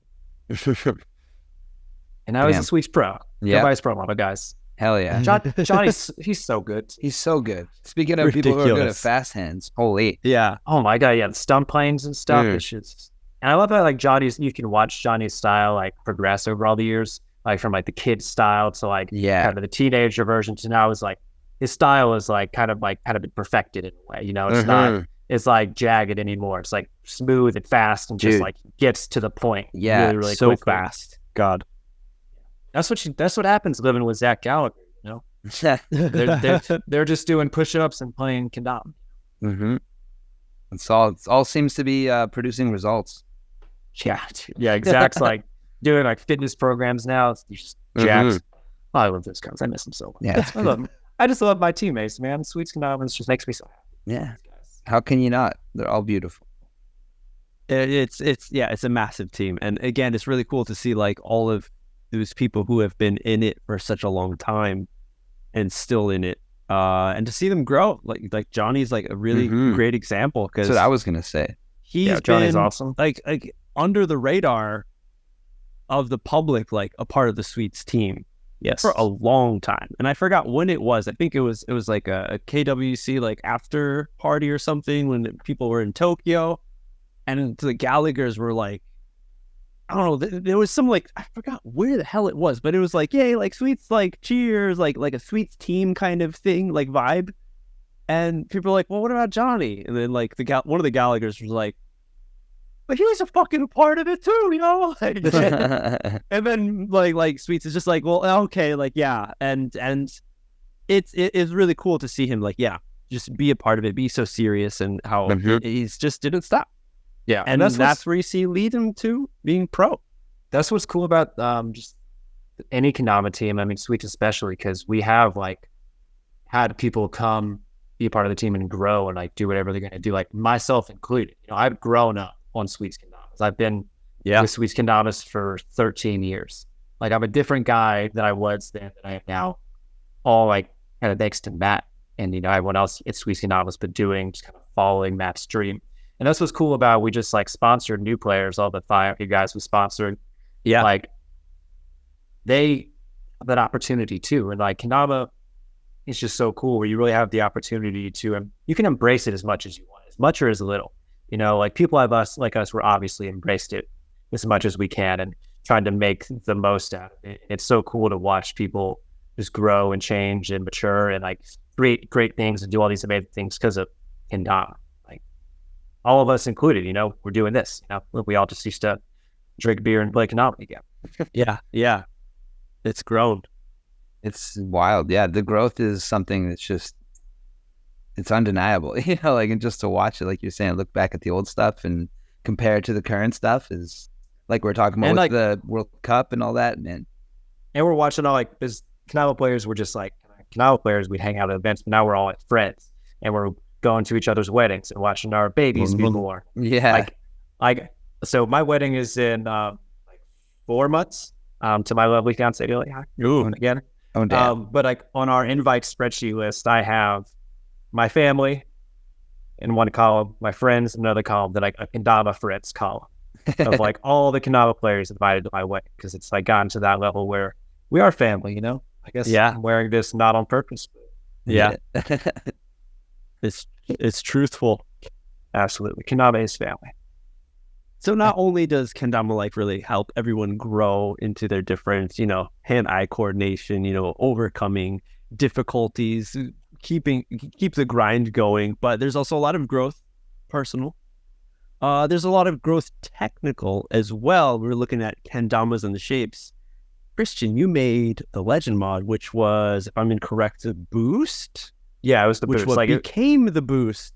Yeah, I did have a name. Line of Sweets kendamas, which at that time, Sweets was on the up. And it was like, this is something that was different. It stood out from the Slay Dog, which people were, all jazzed about, but it was a different style because we got Kush on there and stuff. Tell us about the birthing of that. Yeah, so I mean, this is like the decade story, I guess. I'll like rewind it back to the beginning of where all that came from. Because, ultimately the Batch 1 decade mod that released at Batch 0. Yeah, Batch 0. That released NAKO 2018. That was like the first boost. Didn't have a name yet, but the first boost officially came out like a few months later. But the whole idea started, Max and I were on the phone maybe like 2 years before that. Like whenever Max and I talk, we just like talk. It goes on forever. In one of our conversations... Remember that time I saw your dick? Yeah. Did I say sorry? Yeah. Hey, it wasn't the first time. I hope it's not the last time. That's true. Hey, I'm just saying. I hope Max and I can be in an on-scene. Exactly. Yes. Right. I made the connection. Yeah, perfect. But we just had a conversation. We were talking about pro models and like what's next, because the 2017 ones have been out. So this probably was 2017. Yeah. Talking about like, well, yeah, what do we do next? And I was like, yeah, I think like next year's I've been playing kendama for 10 years. He's like, that's insane. Make a kendama. Like, oh, that's a really good idea. And that was kind of it. So, whoa. Yeah, I went to Matt Paulson, one of the co-owners of Sweets Kendamas, at MKO 2017, a year before release. And I just me and him were pretty tight, and we've been good friends for a while and do designs together and talk about design stuff. And I went to him and said, hey, I'm releasing a pro model 1 year from now. Let's get started. And that was kind of the conversation. And then this is when we all had primes. So this prime shape was the thing we had, and it was going to be time for a new shape, blah, blah, blah, blah, blah. So hey, let's make this kendama that new shape, whatever it's going to be. Okay. So for a year, we designed the boost and the decade mod and all what it was going to be with the wood plies and the paint and all that cool stuff. So the boost was just cool. It was one of the first I think mass produced kendamas with a base cup hole. GTs did them a little bit. There's probably a couple other. I'm probably getting that wrong, but it was in my opinion, the first really cool base cup hole, because it was rounded and had a nice cone shape to it, and it really felt I don't know, just felt different, I guess. And it was a really good shape. Even now, it's we all have amps, and sometimes I'll pick up a boost, and the boost still just hits really good. You know, it is good. Yeah, the decade mod, in the boost stuff. The funny thing about that kendama is I designed with Paulson the wood ply, it's a maple spike, the Serrato's maple, Wenge beech, and the Tama's beech cherry, Wenge cherry, walnut. That part was designed in a day, because we kind of thought about the weights and how everything would figure out and balance, and that was kind of easy. Was there testing for that? Yeah, dude, I have a lot of old samples. The original version, this is just a kendama, but instead of a Wenge stripe, it had 30% Wenge on the bottom, and the top 70 was that version of versions with beech and versions with maple, all kind of different variations. So we tested a lot of stuff. Same with the Tama, because I always thought that was a really interesting thing, how you almost connected like the wange. I don't know how this is. I say wenge, yeah. Rod, do you know I've always said wenge. I've heard it called wenge a lot. The wedgie wood. I'm feeling Smith says it right. Smith probably says it right every time. Right? Probably. Most probably. So yeah, how do you say that? Like it's like a coin flipping, right? It should help with the rotation of the Dama. And it was inspired by the walnut stripe homegrown. Like Paulson had this walnut stripe kind of prototype from China, and the walnut stripe, there's less weight in the middle, more weight on top and bottom. So it's just the inverse idea. But if anyone remembers, like a walnut stripe, something about those like flipped better and earth turned better and just felt better. And so we always figured there was something to that. So then we just thought, the heavy stripe in the middle and get rid of everything else and put beach on the bottom. And that was kind of it. And then I spent like way too long figuring out how to paint it because I just didn't know. Like there were wine versions of it. We mocked up like versions with like a bunch of artwork on it, versions with like, the Enso ring, like the Japanese like single stroke. It's like the Glow logo. Okay. There's a version that kind of had that on it. And none of them just kind of like worked. When designing a kendama and like design in general, sometimes you just know when something works, you're like, yep, that's it. That's it. Done. And I had woken up one day and in my room at the time, I had like a tall shelf with all my Nugans on it, like the JK ones and the Musos. And one of my favorite Musos is the whiskey Muso, right? And I never played it because it was too pretty. I didn't want to. So I wake up and look at that and say, I've always wanted to play this kendama. Why don't I just make it and then play it, So then just, made the thing whiskey and put the bottle tracking thing on it. And that was kind of it. And it just somehow culminated because Cooper came to Atlanta. We filmed the edit. We did it in like 3 or 4 days. And that was just a lot of fun. Did like some pretty like good tricks. Felt really satisfied. Then releasing it at NKO, turning legend, because we figured 10 years, like not many people had done that at that point. So like just make it a thing, right? And it just like, I guess it went well because that kendama just like got like really sought after for a couple of years, and it was cool. It was something very like unexpected, like Paulson and I were just trying to make a good kendama. I guess that's what it means to like make a good product, right? Sure. Yeah. You don't think about it too much. You just make something cool. Yeah. But I feel like it hit differently because it wasn't only just, hey, here's this new shape. It was the legend mod. And I feel, was it the first within the kendama community to make like, hey, it's my 10 years. Here's an anniversary style kendama. Decade, yeah. Right? Yeah. It was the first version of that, but like the 2014 Pro models, Jeffrey and Alex, their kendamas were legend kendamas. They were okay, yes. That's true. But they were still just like another solid color in the lineup. True. I think the decade mod, like the first one, it was one of the first like most customized pro models in a way. I think with the wood, yeah. I think that's in that and the new shape. Made in China for sure. Yeah, for sure. Yeah. I don't want to disrespect Terra Kendama and the beautiful things they made. I think it was just like a bunch of things at once, and it seemed to work. And it was cool. I was happy with how it all turned out. Yeah. And I think that we're releasing that kendama again on the amp shape in a couple of months, I think. Oh, cool. So, yes, dude, you have so many. There's different batches from 0, 1, 2. Then you have like the second version where you went all caffeinated. Then you got the blue oyster cult one, and then you got the synth wave going back to Saved by the Bell vibes. Oh, I like that. It's a good reference. Yeah, I have a hankering to make kendamas and design kendamas. And there's a lot I've like designed, just never made. It's all about like finding the ones you think are like the right idea, I guess. I'm just like happy Sweets like lets me, like it's really cool that they like support whatever ideas I want to have. Because like in retrospect, not all of them are good. Like there's, I look at my own work. It's like a kendama design artist, like, architect, whatever, like hypercritically. Most things I make, I kind of end up hating. It's just kind of how it happens. Yes. Anyone that creates something, no matter what, if it's like art or like Rod, like turning wood, or you cooking in the kitchen, you always be like, I don't know, it's not exactly what I pictured. There's always one thing that you could change. Always never one thing. Finished truly. Yeah, completed for sure. So I just like designing kendamas. It's a lot of fun. And each one, I'm just trying to have a big overarching idea. See what you can come from that.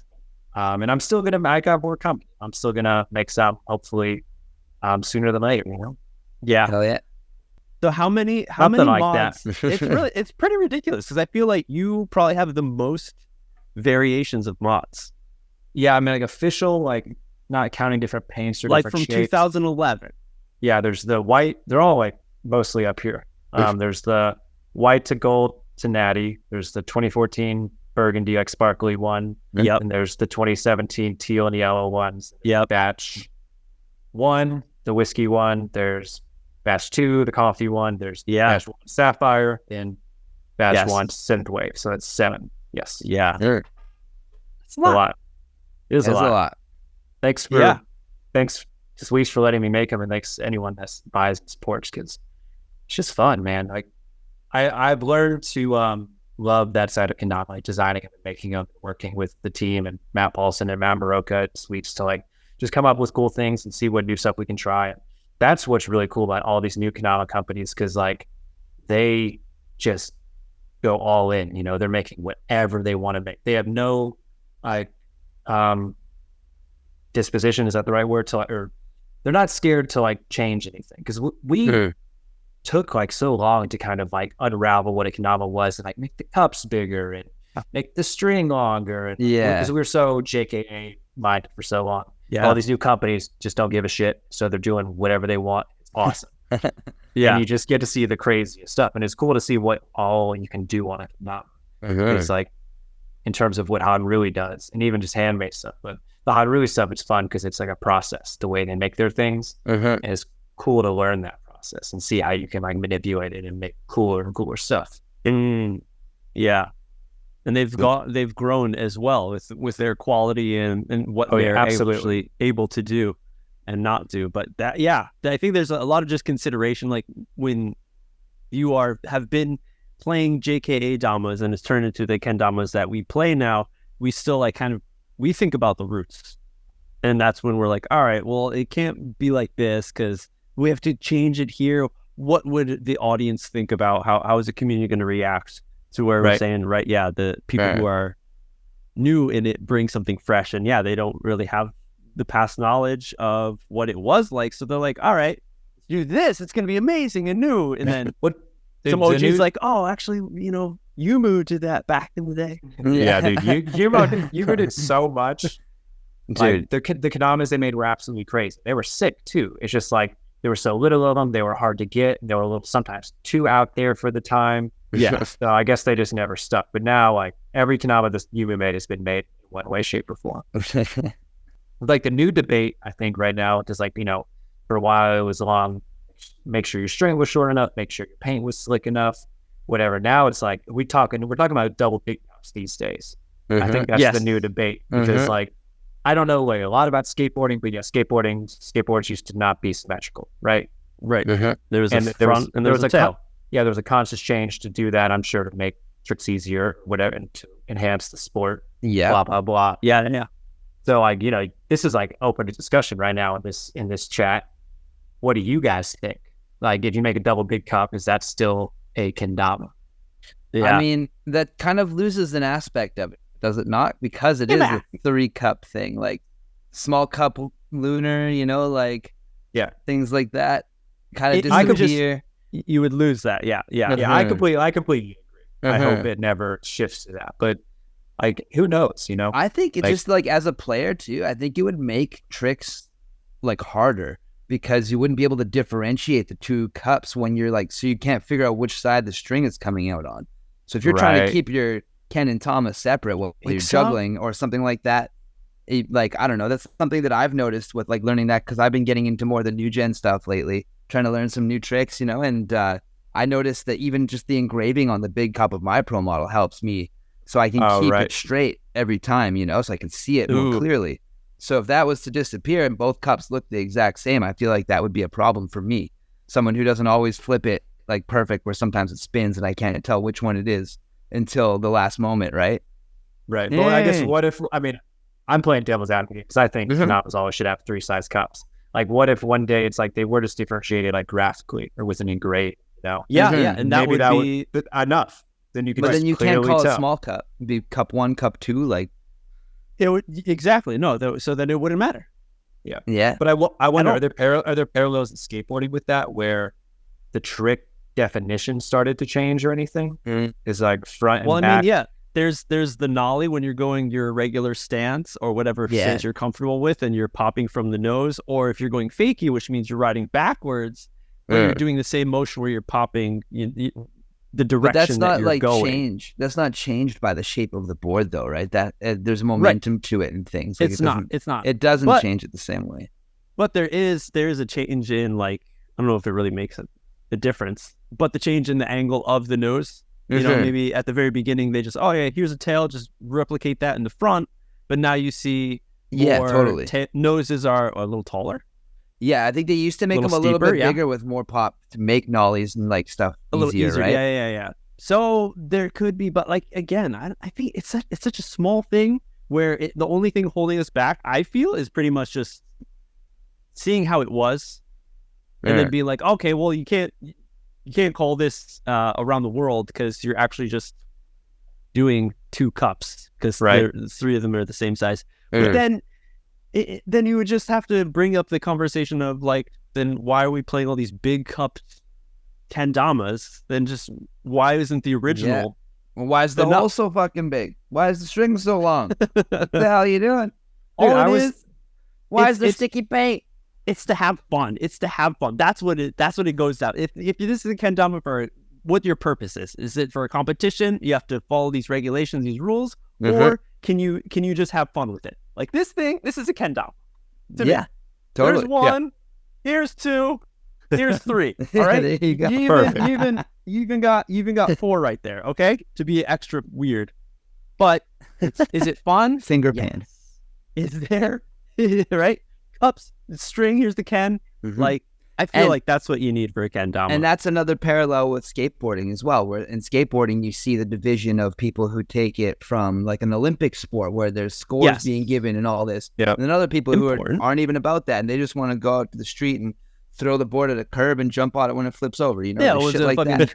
Well, they put hinges on it, so when you do like a kickflip, it like that, opens up like a transformer, comes back. Exactly. Dude, what if that happened in kendama? Like there was actually a massive split one day. Dude, honestly, I kind of is already. I kind of see it. Really?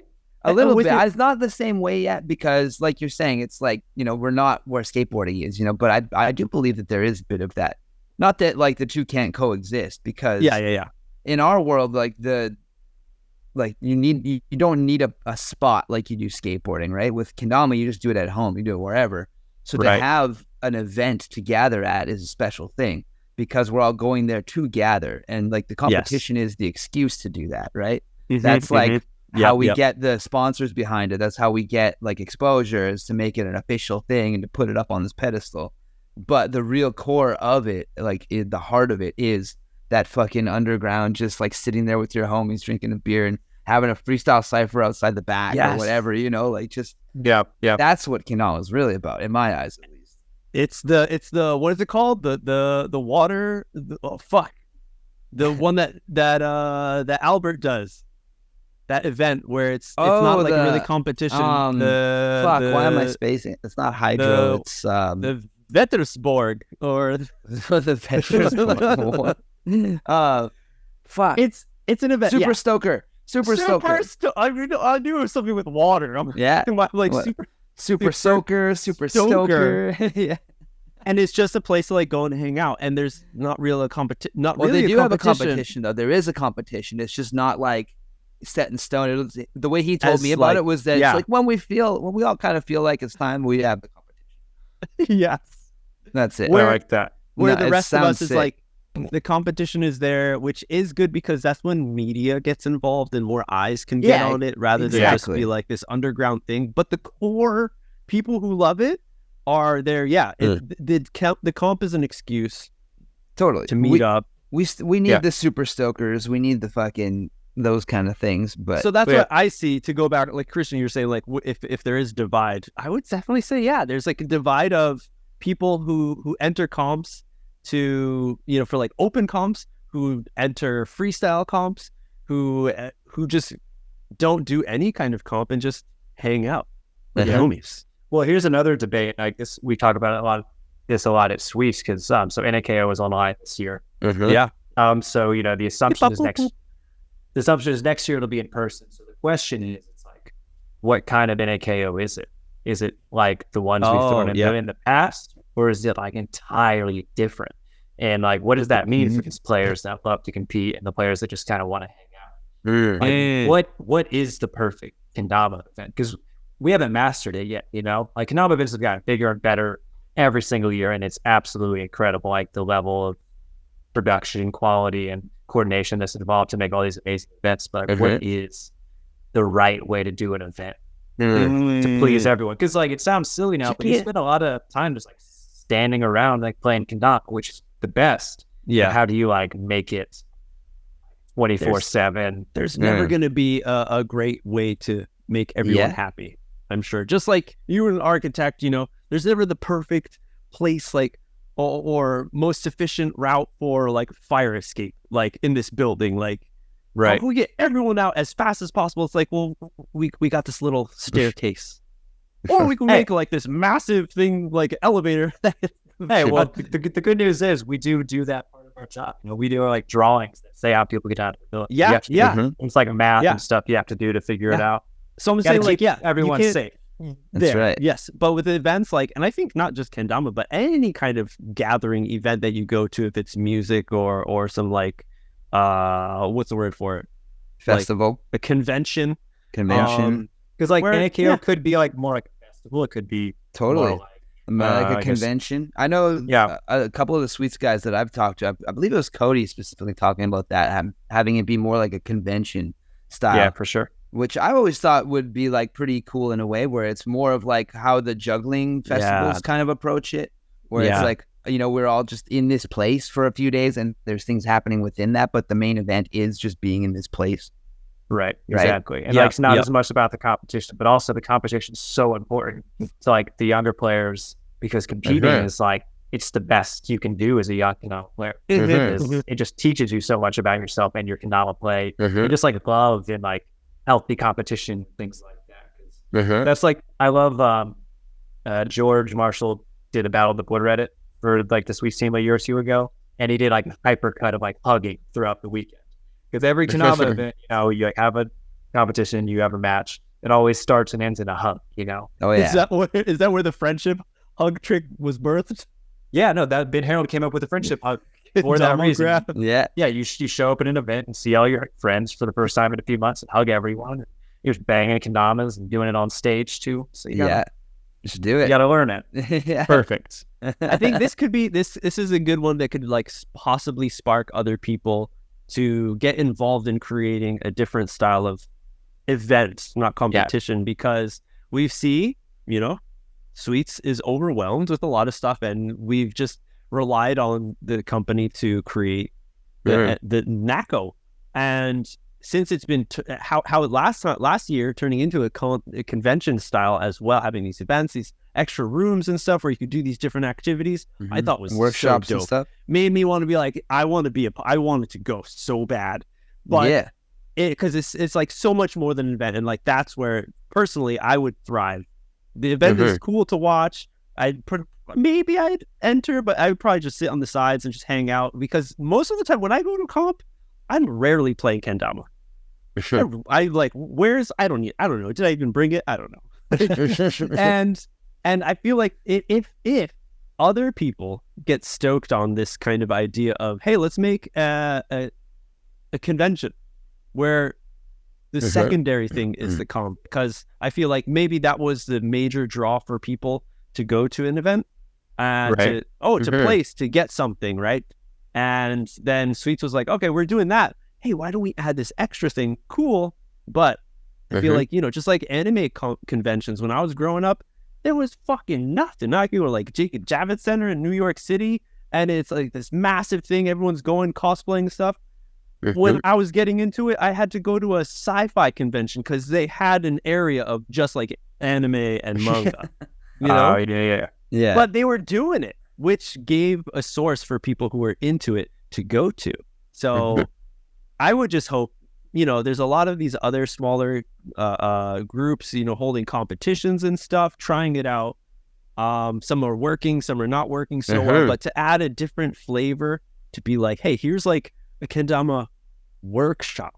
Yeah, totally. Instead of like in Japan, we've done, Gloken has done it. I've done it with Sue, like example, like English focused. We're going to learn English, but through kendama and stuff. Yeah. Or like another thing, like coming back to like the juggling festival kind of vibe stuff. Like you were talking about the IJA earlier, Christian. Well, in the IJA, it's like the juggling like World Cup essentially, where they don't have tricks to do. They do a performance, like a gala show essentially. So what if we had kendama gala shows where people put together like a performance, and there is no time limit. Like you make it a minute if you want, you make a 9-minute like you're on a schedule. You know, people know when to watch. Yeah, exactly. Like Ben Harold play kendama for 5 minutes. You know? Yeah. But then there's also what's the thing called where you go up there and just like do whatever you the Renegade. The Renegade, yeah. Renegade's a different beast. Well, but that's like a different night, you know? It was always a different night. And it was always like perfect. You got a little bit of both. And I've done a lot of the gala show kind of style stuff with kendama, but at juggling events and stuff like that.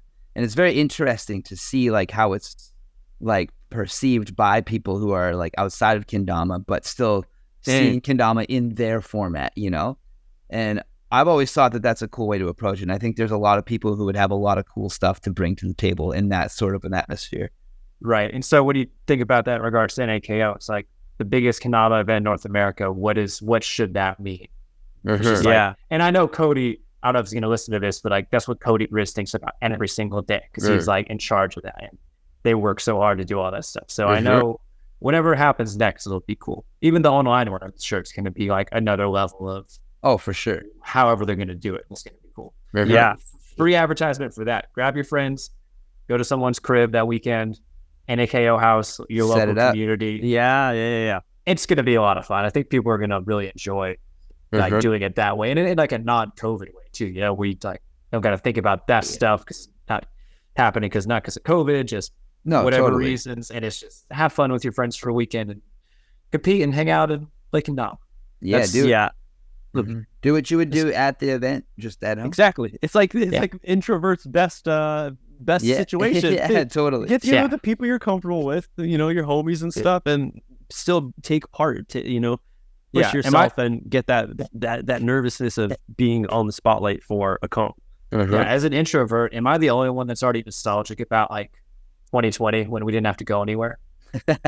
Like it was, dude, it was the best. I mean, I know there was a lot of sadness, illness, death, political, and a lot of things going on. But dog, we still is home, and we were just drinking White Claws, playing kendama for like 6 months. Yeah, good times.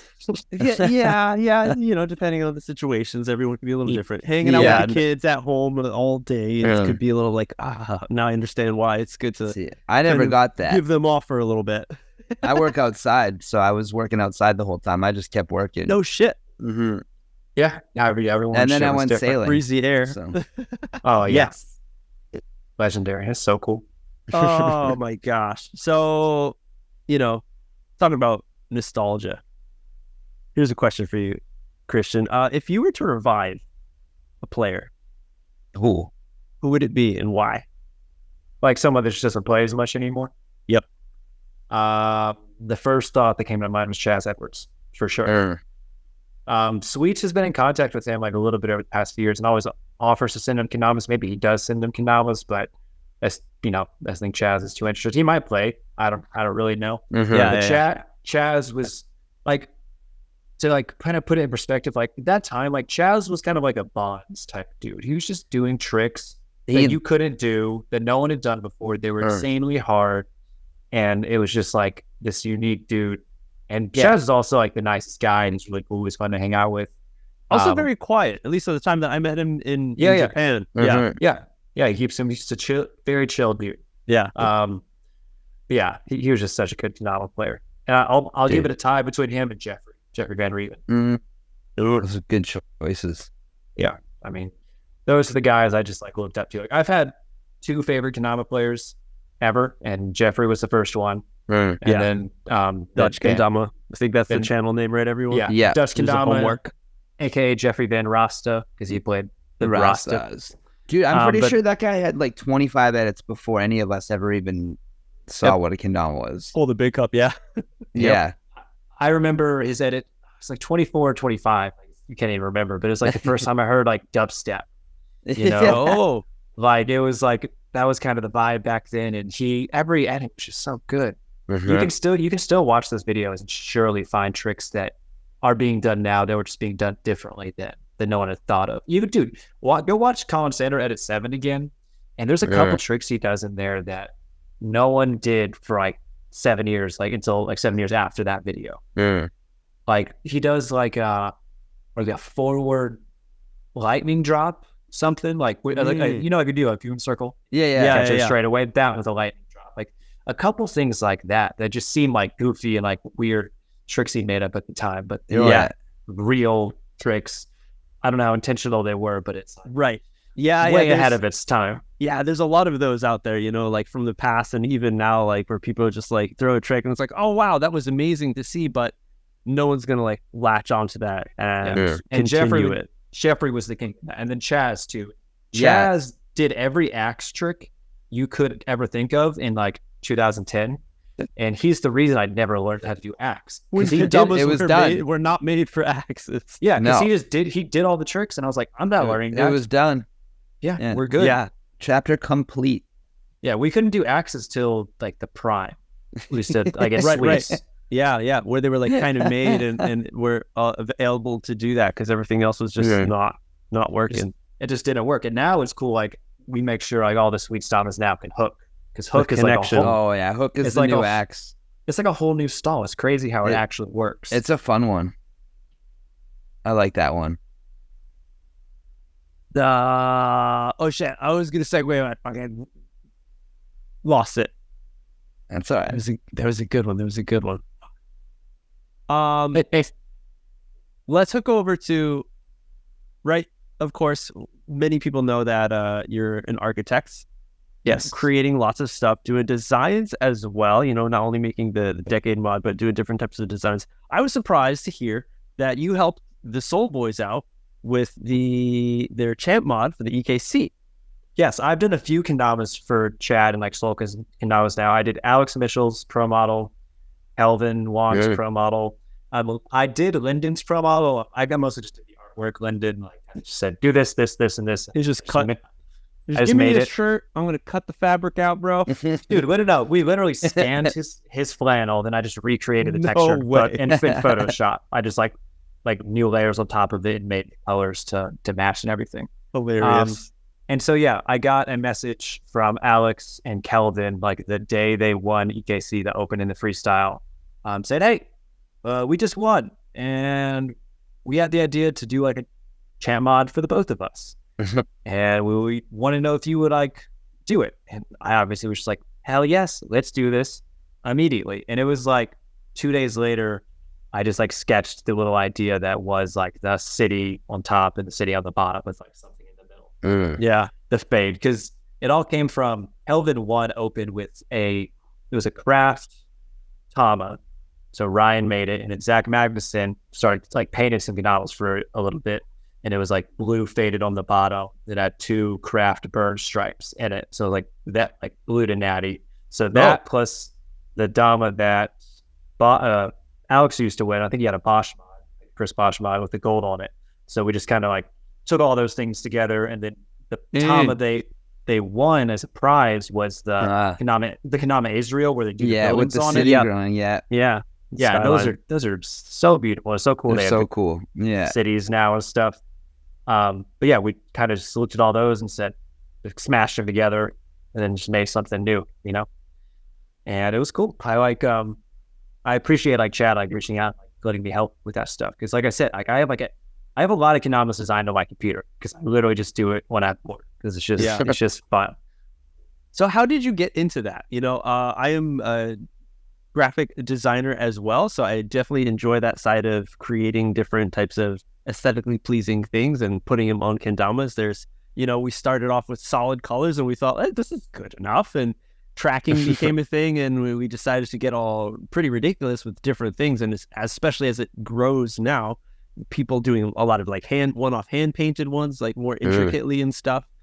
How'd you get, of course, no, that's a stupid question. I was going to say, how'd you get into that? You're already a pro. You're already in that space. What's it like? Are you like example, Peku is an interesting one. It was really awesome to see him get more featured and get connected with suites from the design of Prime, design of Boost. Yeah, whatever it was. Yeah, the design contest, the design Dama contest, and turn it into like work. That is really, really dope. And another way that I see like kendama as, it's not only about, hey, you can pick up a kendama and play with it and it's fun, or hey, you can win a comp and be proud of yourself, maybe get sponsored, or it's not just about becoming pro. You can get into different facets of the kendama space and the world of it. Yeah, and so that's where I am now. Like I feel like I've arrived there, and I'm really happy to be here because it is just so much fun. And like I was just like making stuff, as like in my job, we're always designing stuff and problem solving and trying to figure out how things work and doing all that. And trying to beat AI, Yeah, dude. Or just utilizing it. I think it's all. It's well, I saved a lot of time. A little spoiler: I've used AI a little bit to design a kendama that is coming out eventually. Yeah. Like it's a tool that can be used for good. But the design stuff, honestly, like it was mostly working with Paulson on the Decade Mod and whatever came after that. And at that point, it wasn't about artwork because like I don't proclaim to be a graphic designer because I'm not that good at it. I'm like I can design and draw and make these things, but as a real graphic designer, I'm still trying to build those skills. And kendama design, I think, is helping me build those skills. So it's been a lot of fun in that sense.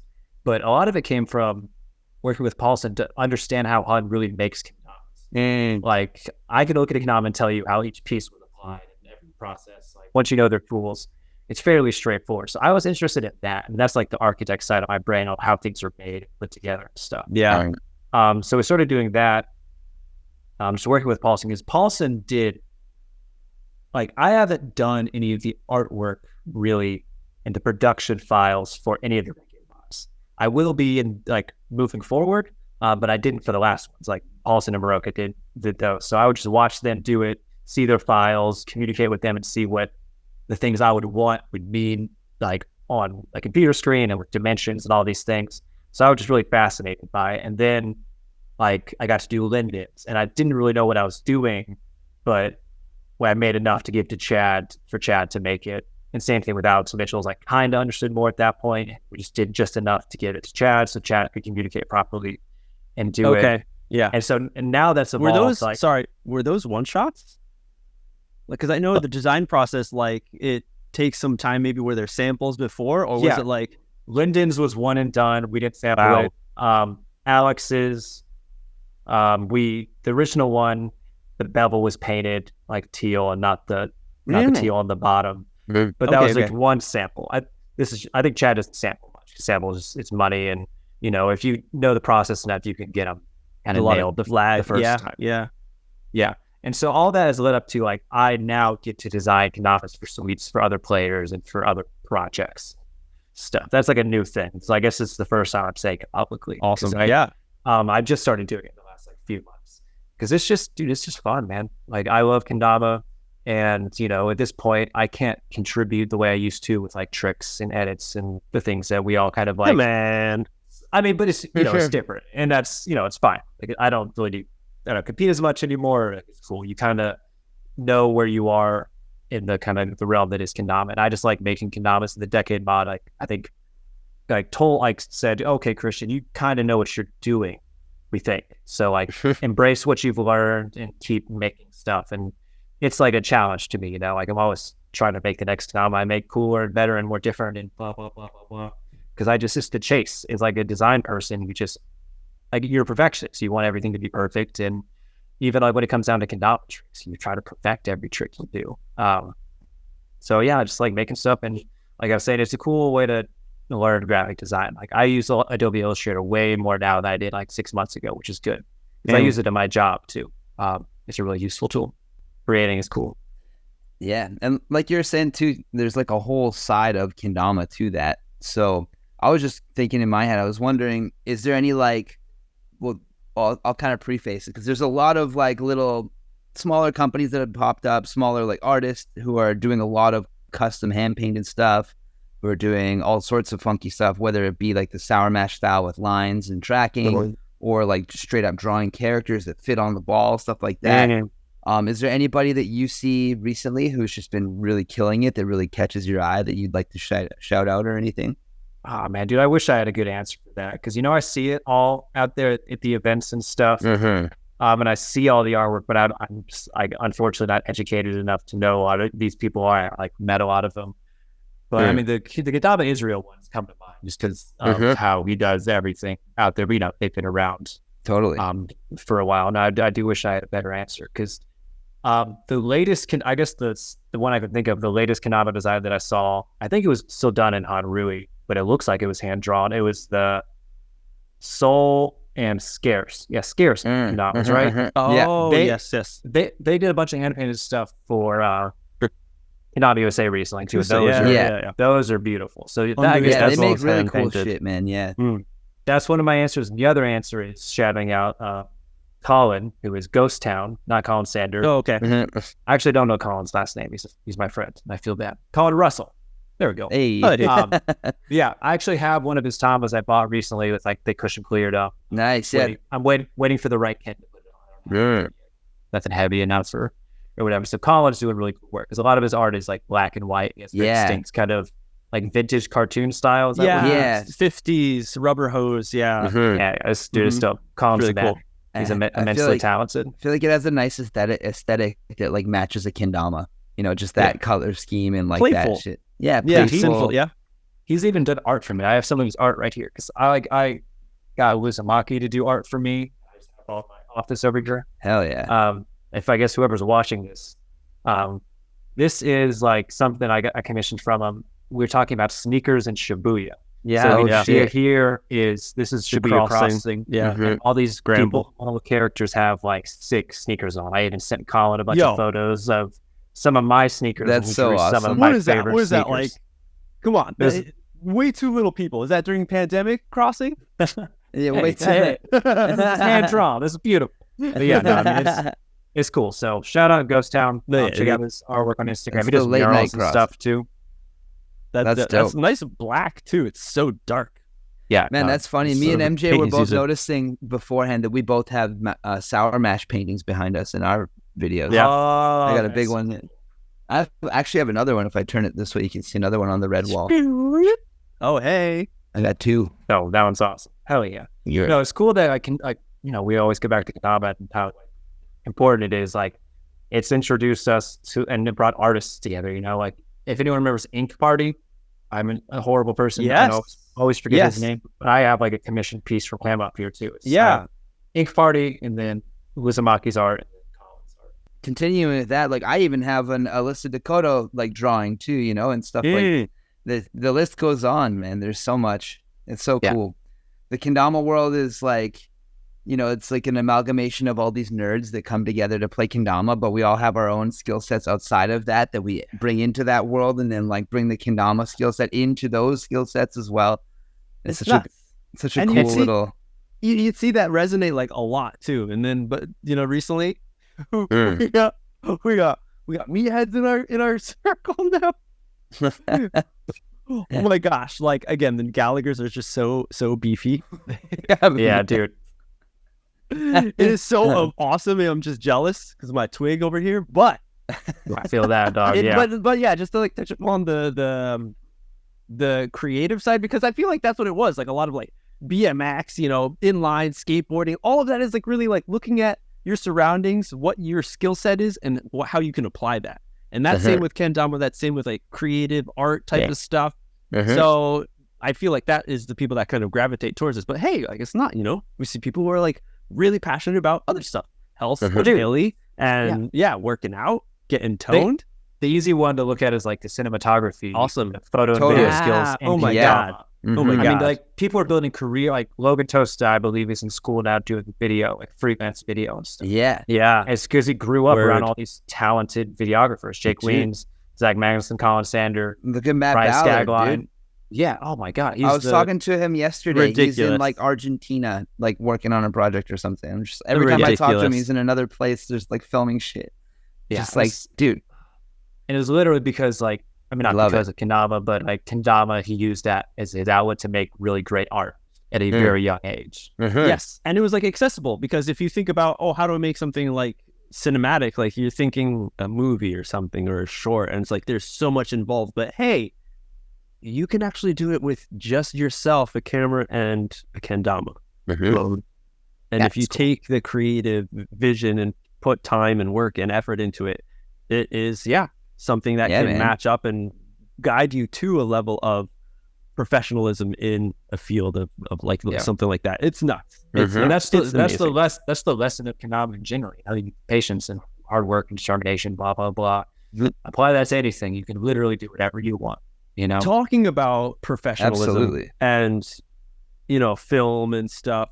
There's something that I caught 2007's Pro Mod release. That was an awesome little docu-series that Cooper put together with all the 5 pros. We're talking about doing more of those because they were cool videos. It'd be so cool. The Gallagher 30-minute one. Oh my gosh. Yeah. I like Vice type pieces, Crom doing it when they went to Europe, the Euro Tour jams. Like, that was amazing. That's the kind of stuff I live for, that style. Of course, to see the tricks, see the comps and stuff is awesome, but when you get having a place where you can connect and get closer to those people, that's where I'm like, this is what it's at. This is the connection. So we got really close and intimate 2017, one of the last clips. How upset are you at Cooper for letting you keep that scut where you got that booger in your nose, and you're like, I am Sweets Pro, Christian Fraser. Dude, I think, I don't know what this is, but I realized being tall, like I'm like 6'3" Oh, like you are tall, yeah. Being tall, everyone can see out my fucking nose all the time. Everyone. Most people at all times. And I get sometimes you got to get checked. And I guess, Cooper didn't check me that day. And I think if you look at the little interview section, there's a little booger just chilling up there, man. But also, you caught that though. You know what I'm talking about. I know exactly what we're talking about. Yeah, go watch that video. We're filming in my office. I'm doing the little interview part. I'm like wearing like a black polo. I'm sitting in the conference room and doing the interview portion. Yeah, I don't know, but also it's like back then. I think like Christian still was like I'm like a pretty shy guy. Like naturally, I'm like an introvert.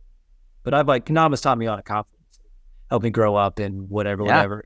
Even then, I was still just kind of like always trying to learn how to be comfortable with myself. And, that includes boogers. Be comfortable with your boogers, everyone. Be comfortable. Yeah. Episode 59. We're almost on 60 on the verge, on the razor's edge. But Christian, thank you so much for this one. Before we let you go, we have a Patreon for people want to go above and beyond support, what we do here in Kendertainment, the Damanerds, people who support on that 5-tier and up get a question for all of these nerds here in the studio. So Christian, I got a few questions for you from the beautiful people. Let me pull it up really quickly right now. Get on that drum set. Give us a drum roll. Oh, dude, I love my drum set. I try to play as much as I can. That's so sick. That was my love before kendama stuff in high school. I've got my bass sitting right next to me, right here. My big acoustic bass. I thought about learning bass. I realized how cool bass is. It's really fun. Cooler than guitar in a way. It's we gotta jam one day, dude. There's enough kendama musicians out there to form a sick fucking band. That's what we need at the next event. Is we need a jam room. That'd be so cool. Just a drum set and enough shit for a band, and just whenever you want to come and go and just jam, that would be fucking sick. I'm telling Sweets to make that happen for NAK. That's what I'm saying, dude. That's finding shit like that for kendama events. How do you have a kendama event? socialize in different ways besides kendama. You guys don't even understand the goosebumps because the segue. Oh yeah. Too good. First question, Haley Bischoff. She asks, if you were to design the best kendama jam room, architecturally speaking, what would you include? Oh, that's a dope question. Hi, Haley. Well, it's like when you say I wouldn't do a jam. It's like a place. Like I think when I was in architecture school, I thought about doing a project on kendama because honestly, everyone's like, "Hey, Christian, you should design a building that looks like a kendama." What do you think about? What do you think about Coop's room?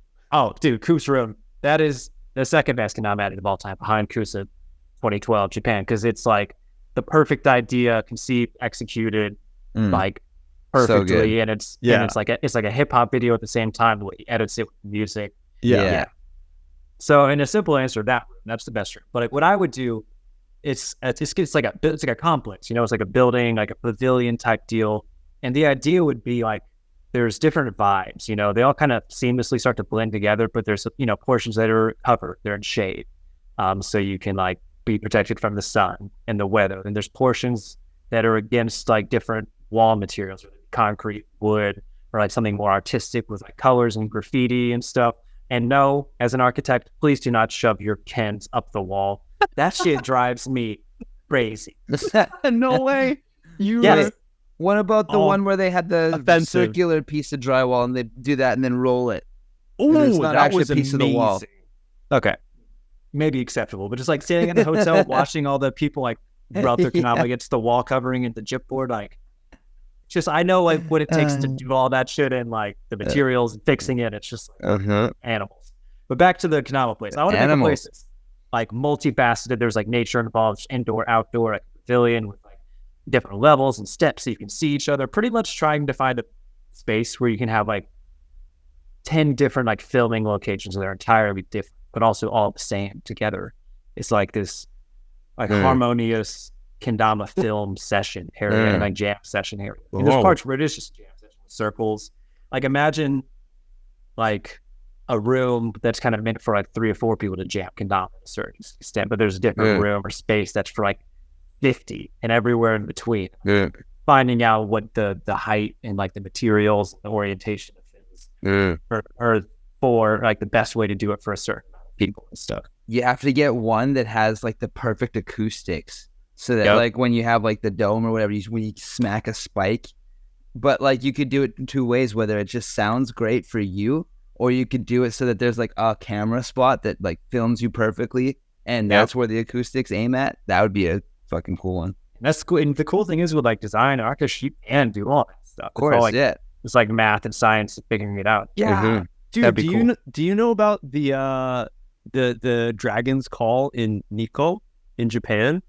I don't exactly, but I have a feeling I kind of know what the concept of it is. What is it? Yeah, it's so Nikko, there's the Toshogu Shrine where Ieyasu, pretty much the guy who made unified all of Japan for everyone's trying to take over and be the best. Unified it. His resting place is the Toshogu Shrine, and in the shrine area, there's this one building off to the side that has a bunch of deities like Bodhisattva statues, but up top there is this massive painting of a dragon, and there's this. Everyone gets in, like no photography, no videos or nothing. You get in, and they're like, "All right, everyone's in." They close the doors off, and then there's one speaker who's explaining what the room is and what the dragon cry is, and he has 2 sticks, claves or something, 2 sticks, and he's like walking around. And he's hitting them. It's making a sound, but whatever. It's not so loud. But when he stands right under the dragon's mouth, it's this ridiculous, high-pitched echo. Wow, that happens. Awesome. That's so sick. Yeah, amazing. So imagine if you do that, like down spike, magical, and it's just like a lightning strike spike. That's amazing. But you can also do stuff with like different floor materials too, like a bouncy room or soft things or whatever. There's got to be water. Like you want to make it like an oasis, like a kendama oasis. Yeah. You remember the bridge, the Dama bridge in Shibuya with the rubber? Yeah. That's not there anymore, sadly. You could do some like Hot Wheels track kind of shit. So you could do some crazy like throw a Tama up into a spot and it comes down all crazy and try and spike it. That'd be hell yeah. Well, it's like a kendama carnival. Yeah. For... I'm getting away from the architecture part into the craziness, but that's Well, I mean, here's the dream. It's like Sweets Kendamas gets big enough where they can hire Christian Fraser architects to design a kendama oasis. And pay for it, pay to get it built, things like that. That's where it is. That's kendama oasis. That sounds nice. I would take a vacation there. Next question. Danny Robinson, in your opinion, what are the greatest challenges to growing kendama as a whole, and what can we as a community do to overcome these obstacles? Man, that's such a D-Row question. Holy cow. Yes, it is. I think it's like you just gotta like always remember to take a few steps back and look at the bigger picture. We talk about that a lot in design because you make something, you get into the nitty gritty and like what's happening at this and that. It's like, hold up, take a few steps back. What's the big idea? So with kendama, what is the big idea, and what are we really trying to do? And that's why I always enjoyed the days when we used to go to the toy fair like in New York, where Sweets would be there, Kendama Say would be there, and all the buyers would be like, hey, like this kendama thing is cool, but like, are you guys like hanging out with your competition or whatever, like your business adversaries? And we're like, no, dog, we call it a co-opetition, business competition. Did you whatever. Just call me dog? Something like that.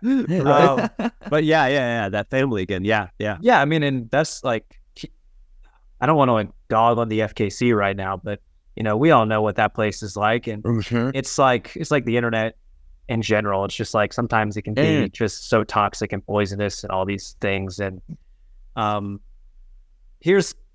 say this.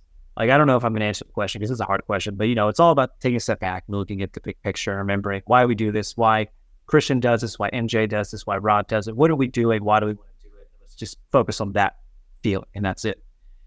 Like, I remember like during COVID, there's like a new kind of wave of community members that kind of came in through the EDM stuff, and I picked up kendama. And like no one had ever met anyone like since like we had big events. We were all at home. And like the FKC was like this and that, and there was all these kind of different conversations, and like, I don't know, it was a weird time, I guess. And then when you finally got to all hang out in AK 2022, you remember it's just about being around your friends and hanging out, playing kendama, and sharing love for this one thing. So I think Cody like Cody Gris put this on a story like today, like about the 365. It's so funny and sad at the same time. It's like the best way to overcome any challenges is kendama is go to an event. I guess the simplest answer, just go. And then you'll be reminded why we do what we do. And it's kind of that simple, because it's easy to get lost at home playing by yourself and buying kendamas. 100%. Talking about it on the internet and like, the satisfaction you get or you don't get and blah, blah, blah, blah, blah. But, just go hang out with some people and meet some new friends. Like we've all made countless friends in kendama because we did not know each other and we would have never known each other. But we do. So go play kendama with some people and then live a happy life. Yeah. Next question. Liam Conway asks, we all know you as one of the first to design a kendama that was optimized by splicing wood types and putting certain weights and textures in important areas. Are there any ideas you have, though, thought of since then regarding kendama designs and shape? I wouldn't tell you now. Honestly, I mean, I don't know, dude. I haven't like, I'm kind of like taking a back seat right now. Like, I like going to the events. Like, that sounds almost like an excuse because I don't have any grand ideas. I just like kind of do artwork now. But it's more about like watching what all these newer players are doing with kendama, because they're doing the things. Because like, as much as I want to make new stuff, there's this box I put myself in because of the JKA and where we all come from. It's really hard to break those norms, like we talked about earlier. These new players don't care, so they get to make whatever they want, and it's like gonna be really cool to see what else they make. But I do like, I'm just trying to make like at this point beautiful kendamas that have a big idea behind it and still play really, really well. It's kind of the whole package. That's why we always do custom packaging on my pro models, because like, why not? It's like go to take the extra time and the money to make something that's like feels like a complete kind of experience. Yeah, experience is the best word for sure. Yeah. So I don't know. We added Ian Tulak to our team. He won one of the spots during the sweets contest. Yeah. Dig through his old Instagram post from like 28 tricks later last year. He made like kendama contraptions and stuff. Yes. And I was hanging out with them in Chicago saying like, you need to like start drawing stuff and putting it on paper, sending it to sweets, saying, hey, this is how this could actually work, blah, blah, blah. Like, he's got a lot of stuff in his brain. So I'm excited to see what he does, especially on the team now too, because he has the tools to make some of his ideas happen. Yeah. Next question will be our last one. Max Ida, do you play better after a glass of hibiki or before? Always after. I mean, one drink for kendama is just perfect, you know? Like, when I was in the finals at World Cup, like, I had to have a few beers before I went off stage. Like, that's just nerve-wracking. Even in open now, it's nice to have, like, a drink, you know? There's a fine line. Oh, yeah. Cross it real quick. I definitely ride a unicycle down the middle of that line. You catch me stepping feet down on both sides. Yeah, but, you know, kendama is one of those things that's very much connected with your body in a sense. So you, like, it's good to, like, let your body relax so your kendama play relaxes. I understand. I won the World Cup freestyle thing in 2014. Yeah, wild beautiful. Drop. For sure. And that's like, that puts a pin in that whole thing. And that's how Bonds won World Cup. Yeah. 2014. Also true. On a slick Zer. Or Zen, he was whatever. He was on a good, he had that the Zen Gur. Well, dude, I meant to say that earlier about World Cup. Like, the first one was so overwhelming. Like, I think most of us kind of forgot to practice because we were so just excited to be there. But like Bonds and Chris Bosch. I also Keith was going in. I remember a specific about that, like watching the trick videos. You know, now it's like every person gets put in one trick. That year, the Glowcane guys were out. Exactly, we're out in Hawaii and all that shit that you were talking about, and almost the entire trick video was Bosch and Bonds. Yep. Not to say that like they didn't like earn their spot or anything like that. Not to take anything away from them, but that was an interesting little fact. Yeah, well, I mean, if anything, because Bonds and Bosch were like really coming up right at that time. Obviously, got first, second. They were the best in the world. But the new trick style was evolving based off them and the tricks they were doing. So it just kind of made sense to have them in all the videos. Oh, totally. Someone was probably like, I got to go in like 30 minutes. Who can we get to hash out these tricks? I filmed a bunch of tricks too. Like Yuka was at the beach because Yuka was there that year in Hawaii. And we were just on the beach or wherever we were, and we just filmed a lot of tricks. Just like kind of just banged them all out, you know. And that was kind of it. Here we are now, and we got 11s and 12s. You know, the World Cup tricks. Like every year they come out. Man, I'm excited to like learn some of these practice, see if I can do some by level 10s. Every year I'm just disappointed. Those are really hard. Yeah. All right. Kendama is still hard. It's only getting harder, it seems. Yeah, it is. Like, that's the thing about World Cup, the first World Cup as well. Remember the little kids we saw there? Oh, I remember. Those kids are going to be world champions one day. Literally, now they are. 10 years later, those same kids. Nobunori. Yeah, he was there. Yep. It's come, like, full circle. And now there's all, like Jack Gilligan, like, on our team, Jack Gilligan, like, the tricks he's doing, the like, third dimension pinch tricks. Yeah. It's kind of a bummer because I can do the simple pinch tricks, you know, like the really simple ones, but I feel for one of the first times like it's out of my reach. Yeah, it's just right when you start to catch up, they start fucking taking off. You know? But at the same time, does it need to be in the reach? For me, dude, honestly, yeah, like that's what keeps me playing kendama. I love challenging myself and learning a new trick and doing something I haven't done before.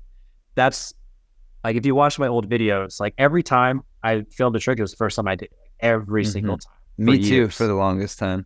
Yeah, and like that's the feeling I still want to chase. Totally. You know? And that's like actually that's something I struggle with because it makes it hard to film tricks nowadays. Because like in order to do something, like for me, I have to do a fucking deconstruction whirlwind, and I'm like, well, fuck. You know, like that took me fucking. I don't want to do that again. Yeah, like a lot of the hard tricks I land, I'm only gonna land once, and I'm okay with that. You know. But then the other side of it is like it's having to do social media stuff. I also know when to turn my brain off and just film something so I can send it to Cody or whatever and make some like Instagram post. is hard. But I guess that's like, it's like George and I were hanging out last night. George Marshall and I drove to like an hour and a half away of Atlanta to go see Boogie T and his band, the Boogie Trio. And we had the Johnny Mods with us, and we realized really quickly, like, oh, we're drinking. We have like 5 extra minutes. Like, let's film content. Like, just because I guess as a Kendama pro, I should be doing that when I can. And then we just do it. And you just kind of like do what you can in the moment and capture, and you're happy. Move on. And that's one side of your brain. The other side of your brain is thinking about the same. Like, I watched like a draft of Johnny Cress's edit, his pro edit that came out today. Like, he did a trick in there that I've been picking up for like 3 years. And I'm pretty upset about it because there's a trick that was in my grasp, but he already got it. And now I literally don't want to. Because that's how I grew up playing kendama. Like, if I didn't do it first or whatever, I know. Well, that guy got it, but that's awesome. Good for him. So let's go back and squash this one. A while back, we had Keith Matsumura on Damanerds, and he mentioned that he possibly could have been the first one to film and upload. He mentioned it was a race between him and you. Triple stilt flip. Yes. So I listened to that podcast. I know the story. I remember it all because no one had done it yet. I forget who did double first. It might have been Keith. I can't remember. But so we were racing for triple. Never been done before. I remember at some point that summer I messaged Ballard. I said, hey, like, do you know if Keith's done this yet? Because I don't think I'd ever talked to Keith. I met him, but I talked to Ballard a few times. So I chatted. I was like, hey, has Keith done the triple yet? Matt said, I think he's working on it. He's working on it right now. Oh, shit. So the truth, like the story behind it is Keith landed and filmed it first. And it was supposed to be, I believe it was supposed to be in County. But it wasn't for some reason. I think he posted it eventually, or was it like a Keith Matsumura edit or something? I'm not sure. Yeah. But I think the video quality was low, and Ballard was like, no. Something like that. Yeah. So Keith landed it first. That is a fact. But my kendama edit 8 was done besides the triple still flip Mia, because I knew that's the last trick I wanted to do. And I spent like all summer trying to do it, like, like an hour a day, just trying. And the day my edit 8 came out, Chaz Edwards' edit 8 came out the same day. So when his edit came out and my edit was almost done, I was like, it'd be crazy if I could land this trick now, finish the edit and post it with Chaz as well. So in retrospect, it's a dumb idea to have 2 edits come out at once, but it seemed cool at the time. So that night I like finally landed it, maybe in like 15, 20 minutes, and then cut it into the edit, uploaded it, and it was done. And so it was the first triple stilt flip on the internet that was filmed that anyone saw, but Keith landed it first. Sure. And who knows about the 10,000 year ago pre-kendama civilization that did the triple stilt flip first? Who knows? Or D-Rose grandma, either one. Yeah, that's more likely, actually. Dude, I swear, you never know. Could be like some Star Wars shit, just some galaxy far, far away. Multiverse, I don't know. Yeah, who knows? Christian Fraser, episode 59, Damanerds. Thank you all for hanging out with us. It's been a deep one, as we all enjoyed. Hopefully you enjoyed this. Let everyone know about the Damanerds. If you are a nerd, you know some nerds who don't know about it, or you saw that recent 365 shit, and you're like, yeah, that got my, fire burning too. I want to learn about Colin Sander. Please learn about Colin Sander. Yes, please. There's a reason we all love him and talk about him so much. I tell people, like, when they talk about kendama, I say Colin Sander is the Tony Hawk. Like, he's the guy that just kind of made it a thing, made it popular. He's the beginning right there. It's that simple. So know your roots, people. Go check it out. That's it. Christian, thank you so much again. Hells yeah. Taking all this time. Thank you, guys. It's late as shit over there. No, it's like 2 a.m.? Yeah, it's 1:13 a.m. There you go. Dude, yeah, thanks for taking the time to get out here, get some anything stories for the nerds. Oh, yeah, the nerds love you back, bud. Much Hells love. Yeah, dude. Much love to all the Patreons and everybody out there listening here now, later, whatever galaxy you're in, Planet Kendama. Whatever year you're in. Are out.